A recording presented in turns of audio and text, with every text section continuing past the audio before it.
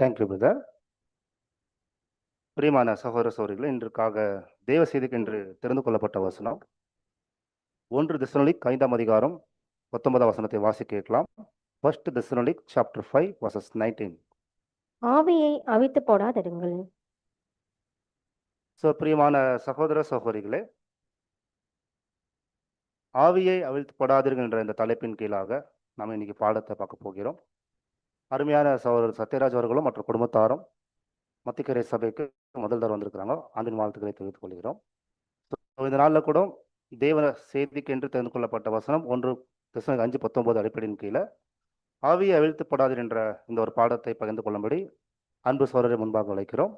அதே போல வேதத்தை வாசிக்கக்கூடிய சிஸ்டர் சாரா முன்பாக அழைக்கிறோம். So brother.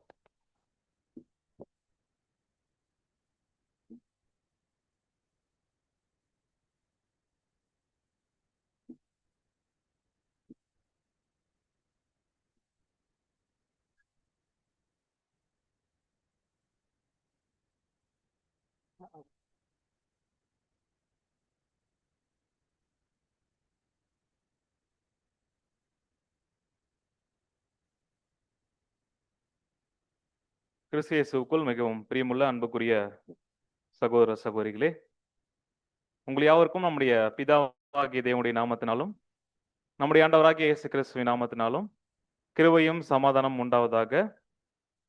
அது மாத்திரமல்ல, பாண்டிச்சேரியில் இருக்கக்கூடிய உங்களுடைய அன்பு சகோதர சகோதரிய வாழ்த்துக்களையும் உங்கள் மத்தியிலே தெரிவித்துக் கொள்வது மிகுந்த மகிழ்ச்சி. தேவனுடைய கிருபை உங்கள் எல்லாரையும் முகமுகமாய் முதலாவது தடவை பார்ப்பதற்கு தேவன் கிருபை செஞ்சிருக்கிறாங்க. ஸோ அதுக்காக தேவனுக்கு நாம் நன்றிகள் எடுத்துக்கொண்டு இப்போ பாடத்துக்கு நேரம் நம்ம கடந்து போகலாம்.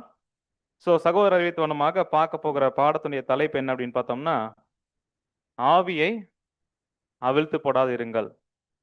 ஸோ ஆதார வசனம் பாடத்துடைய தலைப்பு ரெண்டுமே ஒன்று தான். ஸோ வசனம் தான் இன்னைக்கு பாடத்துடைய தலைப்பாக நம்ம என்ன பண்ணியிருக்கிறோம் அப்படின்னு பார்க்கும்போது எடுத்திருக்கிறோம். இந்த தலைப்பின் கீழாக இருக்கக்கூடிய காரியங்கள் எதின் அடிப்படையில் நம்ம தியானிக்க போறோம் அப்படின்னு பார்க்கும்போது, இந்த வசனத்துக்கான ஒரு பாடமா நம்முடைய மூத்த சகோதரர் 7ஆம் தூதன் ரசல் அவர்கள் என்ன பண்ணியிருக்கிறாங்க அப்படின்னா, இதே ஒரு தலைப்பு என்ன பண்ணியிருக்கிறாங்கன்னா, ஒரு ரீப்ரண்டுக்கு தலைப்பு கொடுத்து இந்த ஒரு ஆர்டிகல் எழுதியிருக்கிறாங்க. So quench not the spirit, ஆவியை அவிழ்த்து போடாதிருங்கள் அப்படின்ற இந்த ஒரு தலைப்பின் கீழாக ரீப்ரண்ட் நம்பர் 5129. ஸோ இதில் எழுதியிருக்கிற காரியங்களை நம்ம நடைமுறையில் எப்படியா இதை நம்ம புரிஞ்சிக்கலாம், அது நம்முடைய வாழ்க்கையில் எப்படி கை கொள்ளலாம் அப்படின்றத நம்ம என்ன பண்ணலாம் இன்னைக்கு கொஞ்ச நேரம் நம்ம தியானிக்கலாம். ஸோ அப்படியே பார்க்கும்போது அன்புக்குரிய சகோதர சகோதரிகளே, இப்போ முதல்ல நம்ம என்ன பண்ணலாம் அப்படின்னு பார்த்தோம்னா, இந்த ஆவியை அவிழ்த்து போடாதிருங்கள் அப்படின்னு வசனம் என்ன பண்ணியிருக்குன்னு பார்க்கும்போது தமிழில் 2 வார்த்தை தான், ஆவியை அவிழ்த்து போடாதிருங்கள். ஸோ இப்போ ஆவி அப்படின்னு சொல்லும்போது நமக்கு தெரியுது ஸ்பிரிட், கரெக்டுங்களா? ஹோலி ஸ்பிரிட். அவிழ்த்து போடாதிருங்கள் அப்படின்னா என்ன? ஆக்சுவலி பவுல் மூலமா தேவன் நமக்கான ஒரு பாடத்தை கொடுக்க விரும்பிட்டாங்க அப்படின்றத நம்ம என்ன பண்ண போறோம், தியானிக்க போறாங்க. அப்ப அவிழ்த்து போடாதிருங்கள் அப்படின்னா ஏதாவது யோசிக்க முடியுதா? அந்த வார்த்தை என்ன மீனிங்? அணைத்து போடாதிருங்கள். Okay okay. ஸோ ஆர்சி பைபிள்ல தடுக்க வேண்டாம் அப்படின்னு என்ன பண்ணிருக்குன்னா சொல்லப்பட்டிருக்கு. அப்போ ஆவியை அவிழ்த்து போடாதிருங்கள் அப்படின்னா, இப்போ தேவன் பவுலுக்கு கொடுத்த அந்த ஒரு ஆவி, அதன் மூலமாக ஒரு 2 வார்த்தையில மிகப்பெரிய ஒரு லெசன் நமக்கு என்ன பண்ணிட்டாங்கன்னா கத்து கொடுத்துட்டாங்க. இந்த வசனம் ஒரு எச்சரிப்பான ஒரு வசனமா, இல்ல ஒரு ஆலோசனையான வசனமா, இல்ல நீங்க இதை பண்ணுங்க நல்லா இருக்கும் அப்படின்ற மாதிரி சொல்லப்பட்டிருக்குங்களா, இல்ல இதுல எச்சரிப்பு இருக்கா? எல்லாமே இருக்கு. ஸோ எல்லாமே இருக்கு. ஸோ பார்க்கலாம். ஸோ அப்படின்னு பார்க்கும்போது இப்போ பரிசுத்த ஆவியை நம்ம அவிழ்த்து போடக்கூடாது அப்படின்னா எப்படி நம்ம புரிஞ்சிக்கலாம் அப்படின்னு பார்க்கும்போது, நம்ம கண்கார்டன்ஸ்ல நம்ம என்ன பண்ணலாம் அப்படின்னு பார்த்தோம்னா இந்த வார்த்தைக்கான மீனிங்கை நம்ம பார்க்கலாம். So quench not the spirit அப்படின்னு சொல்லிட்டு பார்க்குறோம் ஆங்கிலத்தில். அந்த quench அப்படின்ற அந்த வார்த்தை இருக்கு இல்லைங்களா, அப்படின்னா ஆங்கிலத்தில் என்ன ஒரு மீனிங் அப்படின்னு பார்க்கும்போது, ஒரு விஷயம் நடந்துகிட்டு இருக்கு அப்படின்னா அது என்ன பண்றது அப்படின்னு பார்க்கும்போது மட்டுப்படுத்துறது, ஸ்டாப் பண்றது. ஸோ அது வந்து நம்ம கண்கார்டன்ஸ்ல என்ன ஒரு மீனிங் கொடுக்குறாங்க அப்படின்னு பார்க்கும்போது டு எக்ஸ்டிங்யூஸ் அப்படின்னு சொல்லிட்டு என்ன பண்றாங்கன்னா இந்த ஒரு வார்த்தை என்ன பண்றாங்க அப்படின்னு பார்க்கும் மீனிங்கா கொடுக்குறாங்க. அப்ப எக்ஸ்டிங்யூஸ் கொஞ்சம் அப்படின்னா நமக்கு சரியா புரியாத மாதிரி இருக்கலாம். பட் இது நம்ம ரொட்டீன் லைஃப்ல எல்லாருமே என்ன பண்ணியிருப்போம் அப்படின்னு பார்க்கும்போது இந்த கொஞ்ச அப்படின்ற வார்த்தைக்கான மீனிங் இருக்கிற ஒரு பொருளை பார்த்துருப்போம். எங்க கூட எங்கேயாவது வச்சிருக்கலாம், ஃபேக்டரியில இல்ல மால்ல எங்கேயாவது வந்து ஃபயர் ஆகுது அப்படின்னா அங்க வந்து அந்த ஃபயரை ஆஃப் பண்ணுன்றதுக்காக என்ன பண்ணுவாங்க அப்படின்னு பார்க்கும்போது இந்த ஃபயர் எக்ஸ்டிங்யூசர் வச்சிருப்பாங்க. பார்த்துருக்குறோமா? அது எதுக்கு அப்படின்னா எரியுது அப்படின்னா அதை அணைக்கிறதுக்கு. அப்பனா இதே ஒரு மீனிங் தான் அப்போஸ்தலனாகிய பவுல் மூலமா தேவன் நமக்கு ஒரு பாடத்தை கொடுக்குறாங்க. என்ன அப்படின்னு பார்த்தோம்னா பரிசுத்த ஆவி நமக்குள்ள எரிஞ்சுக்கிட்டு இருக்குமா. அப்படின்னா எப்படி அப்படின்னு பார்க்க வெளிச்சமா. அந்த வெளிச்சத்தை நீங்க என்ன பண்ணிட வேண்டாம் அப்படின்னு பார்க்கும்போது ஃபயர் எக்ஸ்டிங்யூசரை வச்சு ஆஃப் பண்ற மாதிரி என்ன பண்ணிட வேண்டாம், ஆஃப் பண்ணிடாதீங்க. அந்த வெளிச்சத்தை என்ன பண்ண வேண்டாம், அணைத்து விடாதீங்க அப்படின்ற ஒரு மீனிங் என்ன பண்றது அப்படின்னு பார்க்கும்போது இங்க கொடுக்குது. ஸோ இது மற்ற மொழிபெயர்ப்புல நம்ம பார்க்கும்போது ஆர்சி பைபிள் நம்ம ஏற்கனவே பார்த்த மாதிரி தூய ஆவியின் செயல்பாட்டை என்ன பண்ண வேண்டாம் அப்படின்னு பார்க்கும்போது தடுக்க வேண்டாம், ஸ்டாப் பண்ணாதீங்க. அடுத்து இஆர்வி பைபிள் இருக்கு இல்லைங்களா தமிழ்ல, அதுல எப்படி இருக்கு அப்படின்னு பார்க்கும்போது பரிசுத்த ஆவியினுடைய வேலை என்ன பண்ண வேண்டாம், நிறுத்த வேண்டாம். அப்பனா எல்லாமே ஒரே ஒரு அர்த்தத்தை தான் கொடுக்குது. பரிசுத்த ஆவி ஏதோ ஒரு விஷயத்தை நமக்குள்ள செய்யுது, என்ன அப்படின்றத நம்ம பார்க்கலாம், பின்னாடி பார்க்க போறோம். அதை நீங்க என்ன பண்ண வேண்டாம், ஸ்டாப் பண்ண வேண்டாம், தடுக்க வேண்டாம், நிறுத்த வேண்டாம் அப்படின்ற ஒரு மீனிங். அப்பனா ஆவியை அவித்து போடாதிருங்கள் அப்படின்னா என்ன ஒரு அர்த்தம் அப்படின்னு பார்க்கும்போது ஆவிய அணைத்து போட வேண்டாம் அப்படின்னா கரெக்டா இருக்கும். ஆவியை ஆஃப் பண்ண வேண்டாம். ஸோ லைட் ஆஃப் பண்ற மாதிரி தான், ஆஃப் பண்ணா வெளிச்சம் இருக்கும். கரெக்டுங்களா?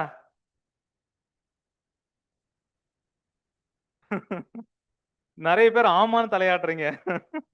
ஸோ என்ன அப்படின்னு பார்க்கும்போது லைட்டை போட்டா வெளிச்சம் இருக்கும், ஆஃப் பண்ணா என்ன ஆயிடும், வெளிச்சம் இருளாயிடும். ஸோ இதே ஒரு மீனிங் தான். அப்பனா பரிசுத்த ஆவி நமக்குள்ள ஆனா இருந்தது அப்படின்னா நம்ம என்ன பண்ணுவோம், வெளிச்சமா இருப்போம். ஆஃபா இருந்ததுன்னா இருட்டா இருப்போம். ஸோ இந்த ஒரு விஷயத்தை மையமா வச்சு நம்ம என்ன பண்ணலாம் அப்படின்னு பார்க்கும்போது இன்னொரு வசனம் படிக்கலாம். எபேசியர் 5ஆம் அதிகாரம் 8ஆம் வசனம். முற்காலத்தில் நீங்கள் அந்தகாரமாய் இருந்தீர்கள், ம் இப்பொழுதோ கர்த்தருக்குள் வெளிச்சமாய் இருக்கிறீர்கள். ம் வெளிச்சத்தின் பிள்ளைகளாய் நடந்து கொள்ளுங்கள். பாஸ்ட்ல ஒரு காலத்துல நம்ம எல்லாம் எப்படி இருந்தோம் அப்படின்னு வசனம் சொல்லுது அப்படின்னா அந்த காலத்துல இருந்தீங்க அப்படின்னு சொல்லல. அதாவது ஓல்டன் டேஸ்ல நாம வந்து வி ஆர் இன் டார்க்னஸ் அப்படின்னு சொல்லல, வி ஆர் இன், அதாவது என்னன்னு பார்க்கும்போது நம்ம டார்க்னஸாவே இருந்தோம் அப்படின்னு வசனம் சொல்லுது. அதாவது இருளுக்குள்ள நீங்க இல்ல, மாறாக இருளாவே என்ன பண்ணீங்க, அதான் அந்தகாரமாவே இருந்தீங்க. இப்பொழுது என்ன பண்றோம் அப்படின்னு பார்க்கும்போது வெளிச்சத்துல இருக்கிறோம். அதே வகையில அந்த வெளிச்சத்தின் பிள்ளைகளா நீங்க என்ன பண்ணுங்க, நடந்து கொள்ளுங்கள். அப்பனா நம்ம டார்க்னஸா இருந்தோம் இல்லைங்களா, டார்க்னஸ்ல இருந்திருக்கிறோம், டார்க்னஸாவே இருந்திருக்கிறோம். நமக்குள்ள எப்போ வெளிச்சம் வந்துச்சு? ஓ ஒட்டுமொத்த உலகமுமே எதுக்குள்ள இருக்கிறாங்க அப்படின்னு பார்க்கும்போது டார்க்னஸ் என்ன பண்றாங்க, இருக்கிறாங்க, டார்க்னஸாவே இருக்கிறாங்க. நாம மட்டும் எப்படி பிரைட் ஆனோம்? இந்த ட்ரூத் வந்து நமக்கு கிடைச்சதுனால என்ன பண்றோம் அப்படின்னு பார்க்கும்போது இந்த ஒரு வெளிச்சம் நமக்கு கிடைச்சது. அந்த வெளிச்சம் தான் என்ன பண்ணுது அப்படின்னு பார்க்கும்போது ஒட்டுமொத்த உலகமும் இருளுக்குள்ள இருந்தாலும் இந்த இருளுக்குள்ள பிரகாசிக்கக்கூடிய வெளிச்சமா, விளக்கா நாம் ஒவ்வொருவர் என்ன பண்றோம், இருக்கிறோம். கரெக்டுங்களா? அப்போ இந்த உலகத்துல வெளிச்சமா இருக்கிறது, வெளிச்சம் கொடுக்கிற ஒரு விஷயம் அப்படின்னா அது ட்ரூத். ஸோ அதை பெற்றுக்கொண்டதுனால நாம என்ன பண்றோம், வெளிச்சமா என்ன பண்றோம் அப்படின்னு பார்க்கும்போது மாறிட்டோம். ஸோ நம்ம வெளிச்சமா இருக்கிறதுக்கான காரணம் ட்ரூத் மட்டும் இல்ல, ட்ரூத் ரொம்ப முக்கியமான காரணம். கரெக்டுங்களா? ஸோ அடுத்த முக்கியமான ஒரு காரியம் என்ன அப்படின்னு பார்க்கும்போது நாம சத்தியத்தை கேட்டோம், அந்த வெளிச்சம் நமக்குள்ள வந்துச்சு, நாம வெளிச்சமா என்ன பண்றோம் அப்படின்னு பார்க்க மாறுறோம். அதே வகையில இந்த சத்தியத்தை கேட்டு நம்ம எப்போ அர்ப்பணிச்சோமோ தேவன் கிட்ட, தேவன் அவருடைய ஆவியினால் நம்மளை ஜெனிப்பிச்சிருக்கிறாரு. அதே வகையில பரிசுத்த ஆவி நமக்கு என்ன பண்ணியிருக்கிறாரு? கொடுத்திருக்கிறாரு. அப்போ அந்தகாரமா இருந்த நமக்குள்ள வெளிச்சம் அப்படின்ற ஒரு விஷயம் 2 விதத்துல கிடைச்சிருக்கு. ஒன்னு ட்ரூத், இன்னொன்னு ஹோலி ஸ்பிரிட். இப்ப இந்த 2 விஷயம் நமக்குள்ள இருக்கிறதுனால நாம என்னவா மாறிட்டோம், நாம யார் அப்படின்னு வசனம் நம்மள சொல்லுது அப்படின்னு பார்க்கும்போது படிக்கலாம். மத்தேயு 5ஆம் அதிகாரம் 14ஆம் வசனம். நீங்கள் உலகத்துக்கு வெளிச்சமாய் இருக்கிறீர்கள். மலையின் மேல் இருக்கிற பட்டணம் மறைந்திருக்க மாட்டாது. 15ஆம் வசனம். விளக்கை கொளுத்தி மரக்காலால் மூடி வைக்காமல் ம், விளக்கு தண்டின் மேல் வைப்பார்கள். அப்பொழுது அது வீட்டிலுள்ள யாவருக்கும் வெளிச்சம் கொடுக்கும். போதும் சிஸ்டர். இப்போ வசனம் என்ன சொல்லுது அப்படின்னு பார்க்கும்போது, நீங்கள் உலகத்துக்கு வெளிச்சமா இருக்கிறீங்க அப்படின்னு நம்முடைய ஆண்டவர் சீஷர்களை பார்த்து பேசினாரு. இதே ஒரு விஷயம் நமக்கு என்ன பண்ணுது? அப்ளிகபிள் ஆகுது. நாமெல்லாம் யார் அப்படின்னு பார்த்தோம்னா, இந்த உலகம் முழுசும் இருட்டுக்குள்ள இருந்தாலும் இந்த இருளுக்குள்ள இருக்கக்கூடிய வெளிச்சம் நாம. கரெக்ட்டுங்களா? அப்பனா மலையின் மேல் இருக்கிற பட்டணம் மறைஞ்சிருக்காது. விளக்க கொளுத்தி மரக்காலால் மூடி வைக்காம விளக்கு தண்டின் மேல என்ன பண்ணுவாங்க? அப்ப விளக்கு கொளுத்துறோம் அப்படின்னாலே எதுக்காக அப்படின்னு பார்த்தோம்னா, அது வெளிச்சம் வரணும்னு.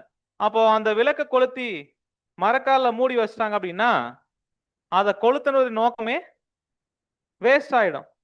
அப்பனா பரிசுத்த ஆவி, தேவனுடைய சத்தியம் நம்மள வெளிச்சமா இந்த உலகத்துல இருக்கிறதுக்காக நம்மள தேவன் தெரிஞ்சு கொண்டிருக்கா அப்படின்னா, இல்ல நான் வெளிச்சமா இருக்க மாட்டேன். நான் என்ன பண்ணுவேன்? இந்த வெளிச்சத்தை என்ன பண்ணுவேன் அப்படின்னு பார்க்கும்போது வெளியே வராம தடுத்து வச்சுக்குவேன் அப்படின்னா, நம்மள அழைச்ச நோக்கம் சரியா நமக்குள்ள நிறைவேறுமா? நிறைவேறாது. அப்பனா நம்ம விளக்கு அப்படின்னா என்ன பண்ணணும்? வெளிச்சம் கொடுக்கணும். அந்த வெளிச்சத்தின் மூலமா என்ன ஆகணுமா அப்படின்னு பார்த்தோம்னா 16ஆம் வசனம் படிக்கலாம். 16ஆம் வசனம். ஆ, இவ்விதமாய் மனுஷர் உங்கள் நற்கிரியைகளை கண்டு ம். பரலோகத்தில் இருக்கிற உங்கள் பிதாவை மகிமைப்படுத்தும்படி உங்கள் வெளிச்சம் அவர்கள் முன்பாக பிரகாசிக்க கடவது. சோ அப்பன்னா இந்த வெளிச்சம் எப்படியாக வெளியே வருது நமக்குள்ள இருந்து அப்படின்னு பார்த்தோம்னா, நம்முடைய நல்ல கிரியைகளா என்ன பண்ணும் அப்படின்னு பார்க்கும்போது வெளியே வரும்.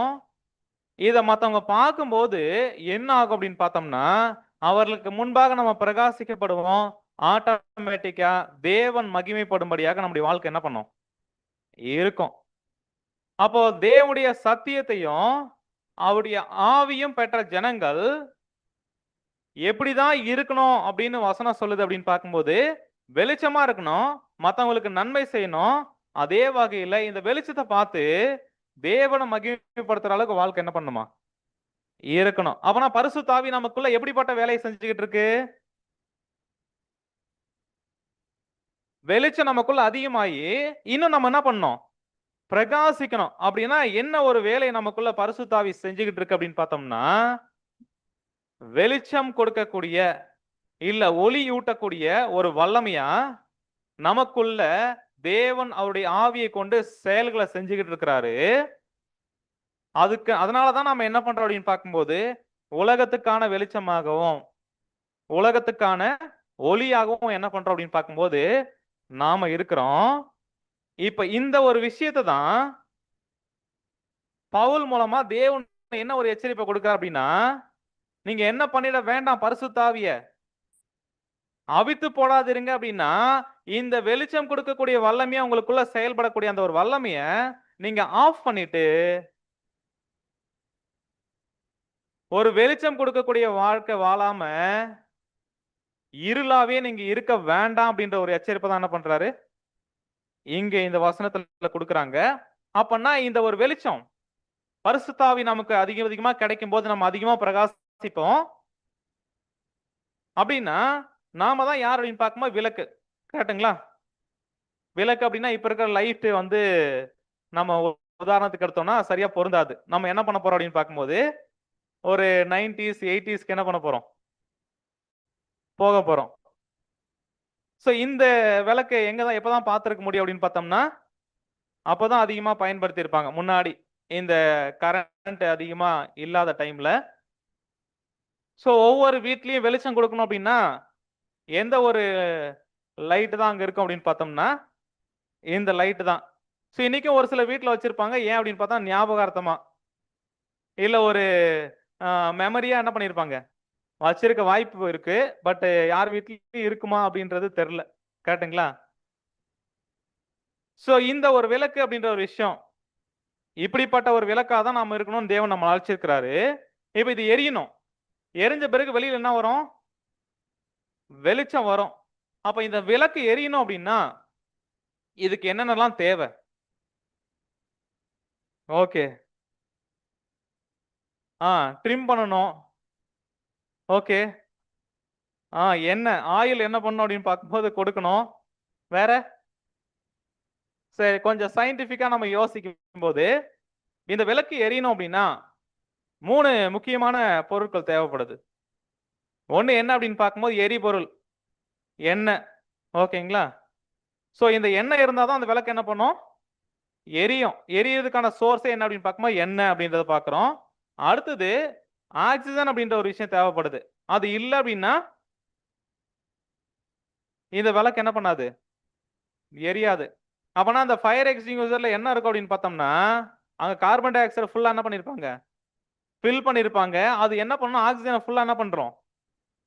ஒமிட் பண்ணி விட்டுரும். ஸோ அப்பனா ஃபயர் ஆட்டோமேட்டிக்கா என்ன பண்றோம்? ஸ்டாப் ஆயிடும். அப்பனா இது எரியுது அப்படின்னா, ஆக்ஸிஜன் ரொம்ப தேவை அதுக்கு. 3வது என்ன அப்படின்னு பார்க்கும்போது ஃபயர். அந்த ஹீட் அதான் என்ன பண்ணும் அப்படின்னு பார்க்கும்போது, இது எரிவதற்கான காரணமா என்ன பண்ணுது அப்படின்னு பார்க்கும்போது இருக்குது. ஸோ அப்ப இதெல்லாம் காரணம் அப்படின்னா, இந்த விளக்கு எப்போலாம் ஆஃப் ஆகுறதுக்கு வாய்ப்பு இருக்கு? அணைந்து போவதற்கு எப்பலாம் வாய்ப்பு இருக்கும் அதுக்கு? எண்ணெய் காலியாச்சு அப்படின்னா, அது என்ன பண்ணிடும்? ஆஃப் ஆயிடும். ஸோ அந்த ஒரு எண்ணெய் தான் அப்படின்னு பார்க்கும்போது, ரொம்ப முக்கியமான ஒரு சோர்ஸா என்ன பண்ணுது அப்படின்னு பார்க்கும்போது, இந்த விளக்கு எரிவதற்கும், அப்படி எரியறதுனால வெளிச்சம் வெளிய வருவதற்கும் காரணமா என்ன பண்ணுது? இருக்குது. ஒருவேள ஒரு டைம் எண்ணெய ஃபில் பண்ணிட்டோம். கொஞ்ச நாள் கழிச்சு இந்த விளக்கு என்ன பண்ணும் அப்படின்னு பார்க்கும்போது ஆஃப் ஆயிடும். ஏன் அப்படின்னு பார்த்தோம்னா, அகைன் நம்ம என்ன பண்ணல எண்ணெய? போடல. ஊத்தல. கரெக்ட்டுங்களா? ஸோ அதே வகையில இந்த விளக்கு எப்பப்பலாம் வெளிச்சம் கொடுக்க முடியாம போகும் அப்படின்னு பார்த்தோம்னா, எண்ணெய் காலி ஆயிடுச்சுன்னா வெளிச்சம் என்ன பண்ண முடியாது? கொடுக்க முடியாது. அதே வகையில இந்த விளக்கு வெளிச்சம் இருக்கும் இல்லைங்களா? இந்த வெளிச்சத்தை காட்டிலும் வெளியில இருக்கக்கூடிய அந்த வெளிச்சத்த மூடக்கூடிய ஏதாவது ஒரு பெரிய பொருள கொண்டு அத கவர் பண்ணிட்டோம் அப்படின்னா என்ன ஆகும்? நல்ல ஒரு பெட்ஷீட்ட கொண்டு வந்து ஃபுல்லா மூடி விட்டோம்னா என்ன ஆகும்? வெளிச்சம் வெளில வருமா? அப்பன்னா 2 காரணம் இந்த விளக்கு வெளிச்சம் கொடுக்க முடியாம போறதுக்கான வாய்ப்பு இருக்கு. ஒண்ணு எண்ணெய் இல்லாம போறது. இன்னொன்னு வெளியில இருக்கக்கூடிய ஏதாவது ஒரு பொருள கொண்டு வந்து அத கவர் பண்றதுனால என்ன ஆகும்? வெளிச்சம் வெளிய என்ன பண்ணாது? வசனத்துல பார்க்குற மாரி மரக்கால கொண்டு வந்து மூடிட்டோம் அப்படின்னா, என்ன பண்ணாது வெளிச்சம்? அப்ப நாம இந்த விளக்கு அப்படின்னா, நாம தான் இந்த விளக்கு அப்படின்னா, நாம எப்பப்பலாம் வெளிச்சம் கொடுக்க முடியாத சூழ்நிலை உண்டாகும் அப்படின்னு பார்க்கும்போது, அதே 2 காரணம். என்னென்ன காரணம்? எண்ணெய் அப்படின்ற பரிசுத்த ஆவி எப்பப்பலாம் நமக்கு குறைவுபடுறோமோ, அப்ப என்ன பண்ண முடியாது? வெளிச்சம் கொடுக்க முடியாது. 2வது ஒரு காரணம், அந்த விளக்கிலிருந்து வரக்கூடிய வெளிச்சத்தை காட்டிலும், வெளியில இருக்கிற ஃபோர்ஸ் அதிகமா இருக்கிற ஏதாவது ஒரு பொருள கொண்டு வந்து மூடிட்டோம்னு வச்சுக்கங்களேன், என்ன பண்ண முடியாது.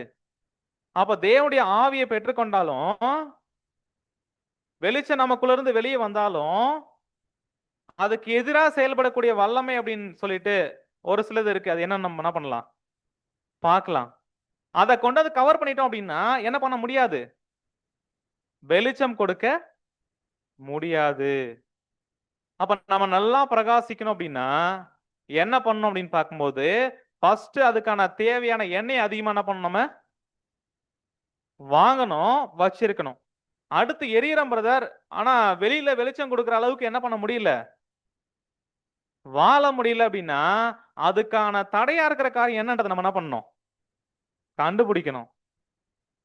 சரி, இப்ப ஃபர்ஸ்ட் நம்ம ஒரு பாகத்துல என்ன பண்ண போறோம் அப்படின்னா, இந்த வெளிச்சத்தை நமக்குள்ள எப்படி அதிகமாக்கலாம்? அப்படின்னா, பரிசுத்த ஆவியுடைய செயல்பாட்டை தடுக்க வேண்டாம்.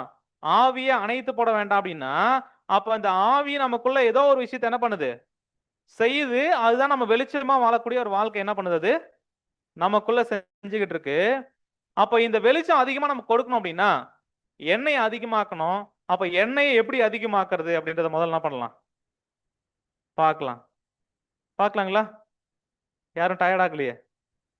ஏன்னா நானா பேசிக்கிட்டு தான் என்ன பண்ணுவீங்க, டயர்ட் ஆயிடுவீங்க.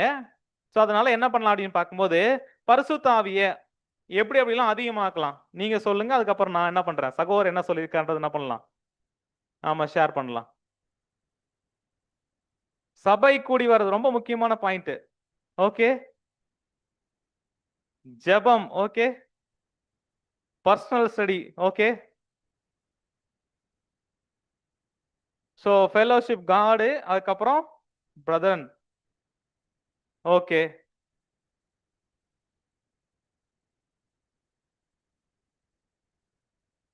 ஓகே, ஸோ என்ன அப்படின்னு பார்க்கும்போது சப்ஜெக்ட் நீங்களே முடிச்சதுனால பாடத்தை என்ன பண்ணிக்கலாம், இப்போ க்ளோஸ் பண்ணிக்கலாங்களா? நமக்கே நல்லா தெரியுது இதெல்லாம் அதிகமாகும் அப்படின்னு. ஸோ ஒருவேளை இதெல்லாம் தெரிஞ்ச விஷயம் நம்ம வாழ்க்கையில் அப்படியே செய்யறோம் அப்படின்னா கண்டிப்பா என்ன பண்ணலாம், இந்த வெளிச்சமா நம்ம பிரகாசிக்கிற ஒரு விஷயத்த யாராலுமே என்ன பண்ண முடியாது, தடுக்க முடியாது. அது முக்கியமான தடை யார் அப்படின்னு பார்க்கும்போது தெரியும் பிரதர், ஆனா என்ன பண்ண மாட்டோம், செய்ய மாட்டோம். அதான் பெரிய பிரச்சனையே.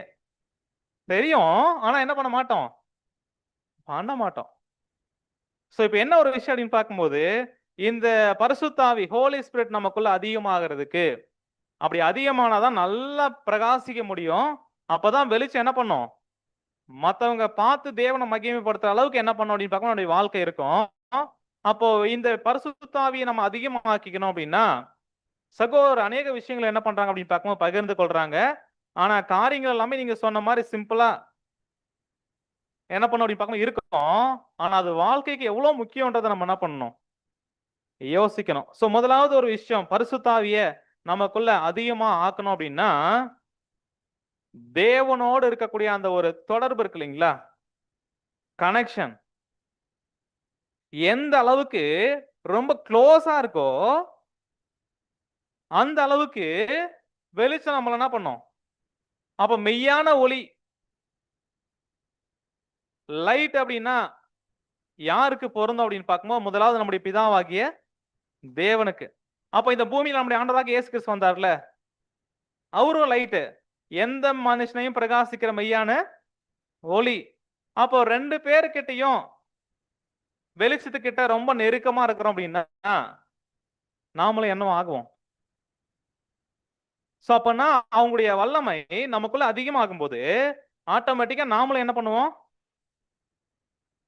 சோ அப்போ இந்த ஒரு வெளிச்சம் அப்படின்ற ஒரு விஷயம் எதன் அடிப்படையில இருக்கு அப்படின்னு பார்க்கும்போது எந்த அளவுக்கு தேவனோட கிறிஸ்துவோட நெருங்கிய ஒரு தொடர்பு நமக்கு இருக்குதோ அந்த அளவுக்கு நம்ம என்ன பண்ணலாம் அப்படின்னு பார்க்கும்போது இந்த வல்லமை நமக்குள்ள என்ன பண்ணிக்கலாம், அதிகமாக்கிக்கலாம்.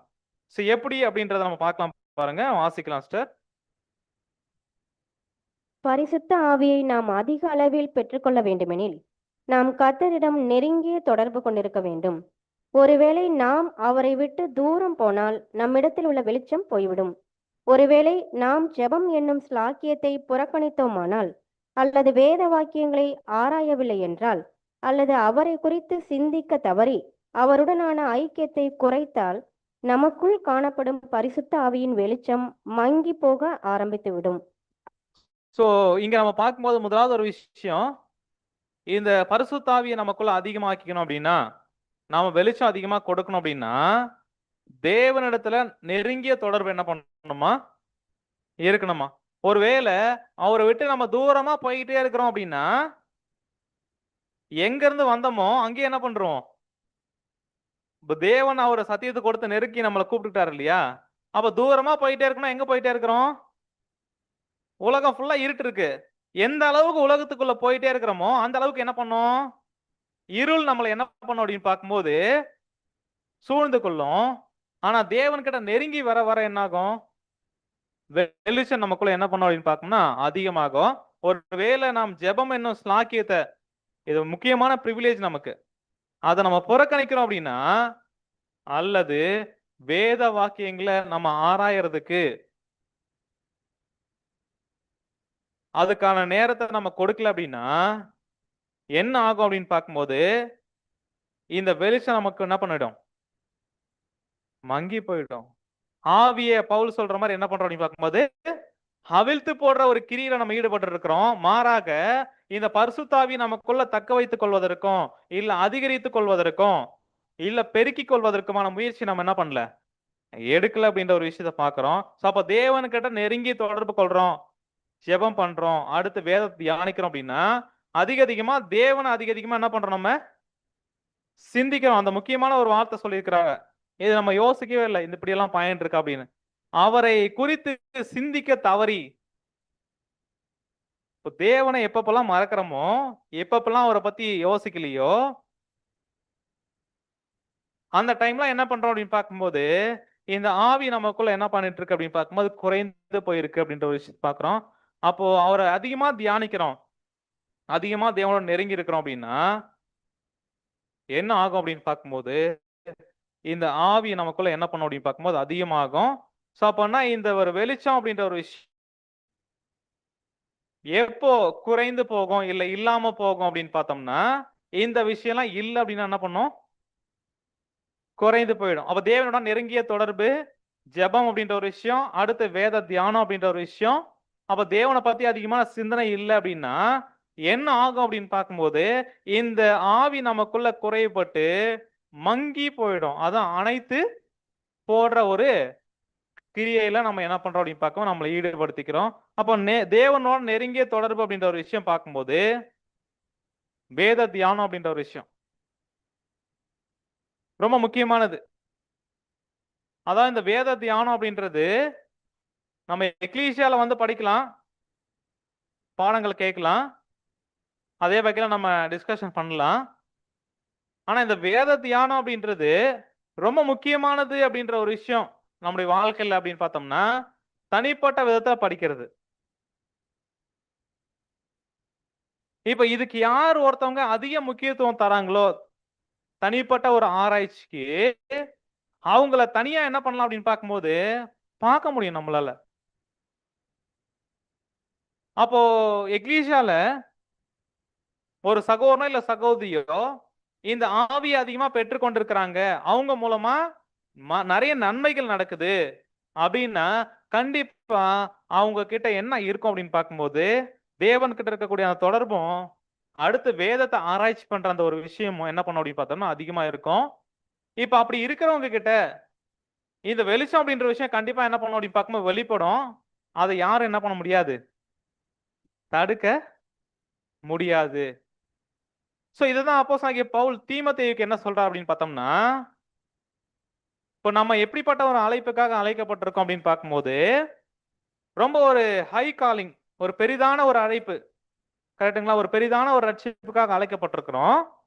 பொதுவான ரட்சிப்பு அப்படின்றது உலக ஜனங்களுக்கு எல்லாத்துக்கும் என்ன பண்ண போகுது, இன்னும் கொஞ்ச நாள்ல வரப்போகுது.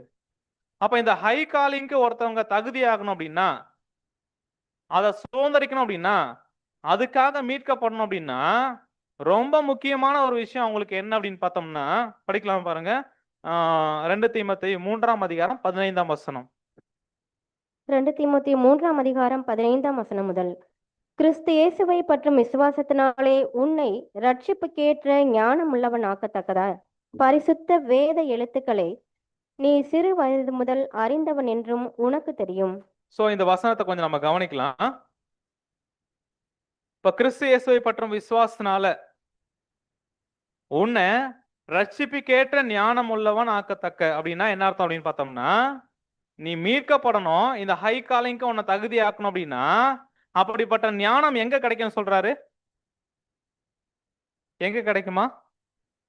அப்படிப்பட்ட ஞானம் உள்ளவனா எதுதான் நம்மளை ஆக்கும் அப்படின்னு சொல்றாருன்னா பரிசுத்த வேத எழுத்துக்கள்.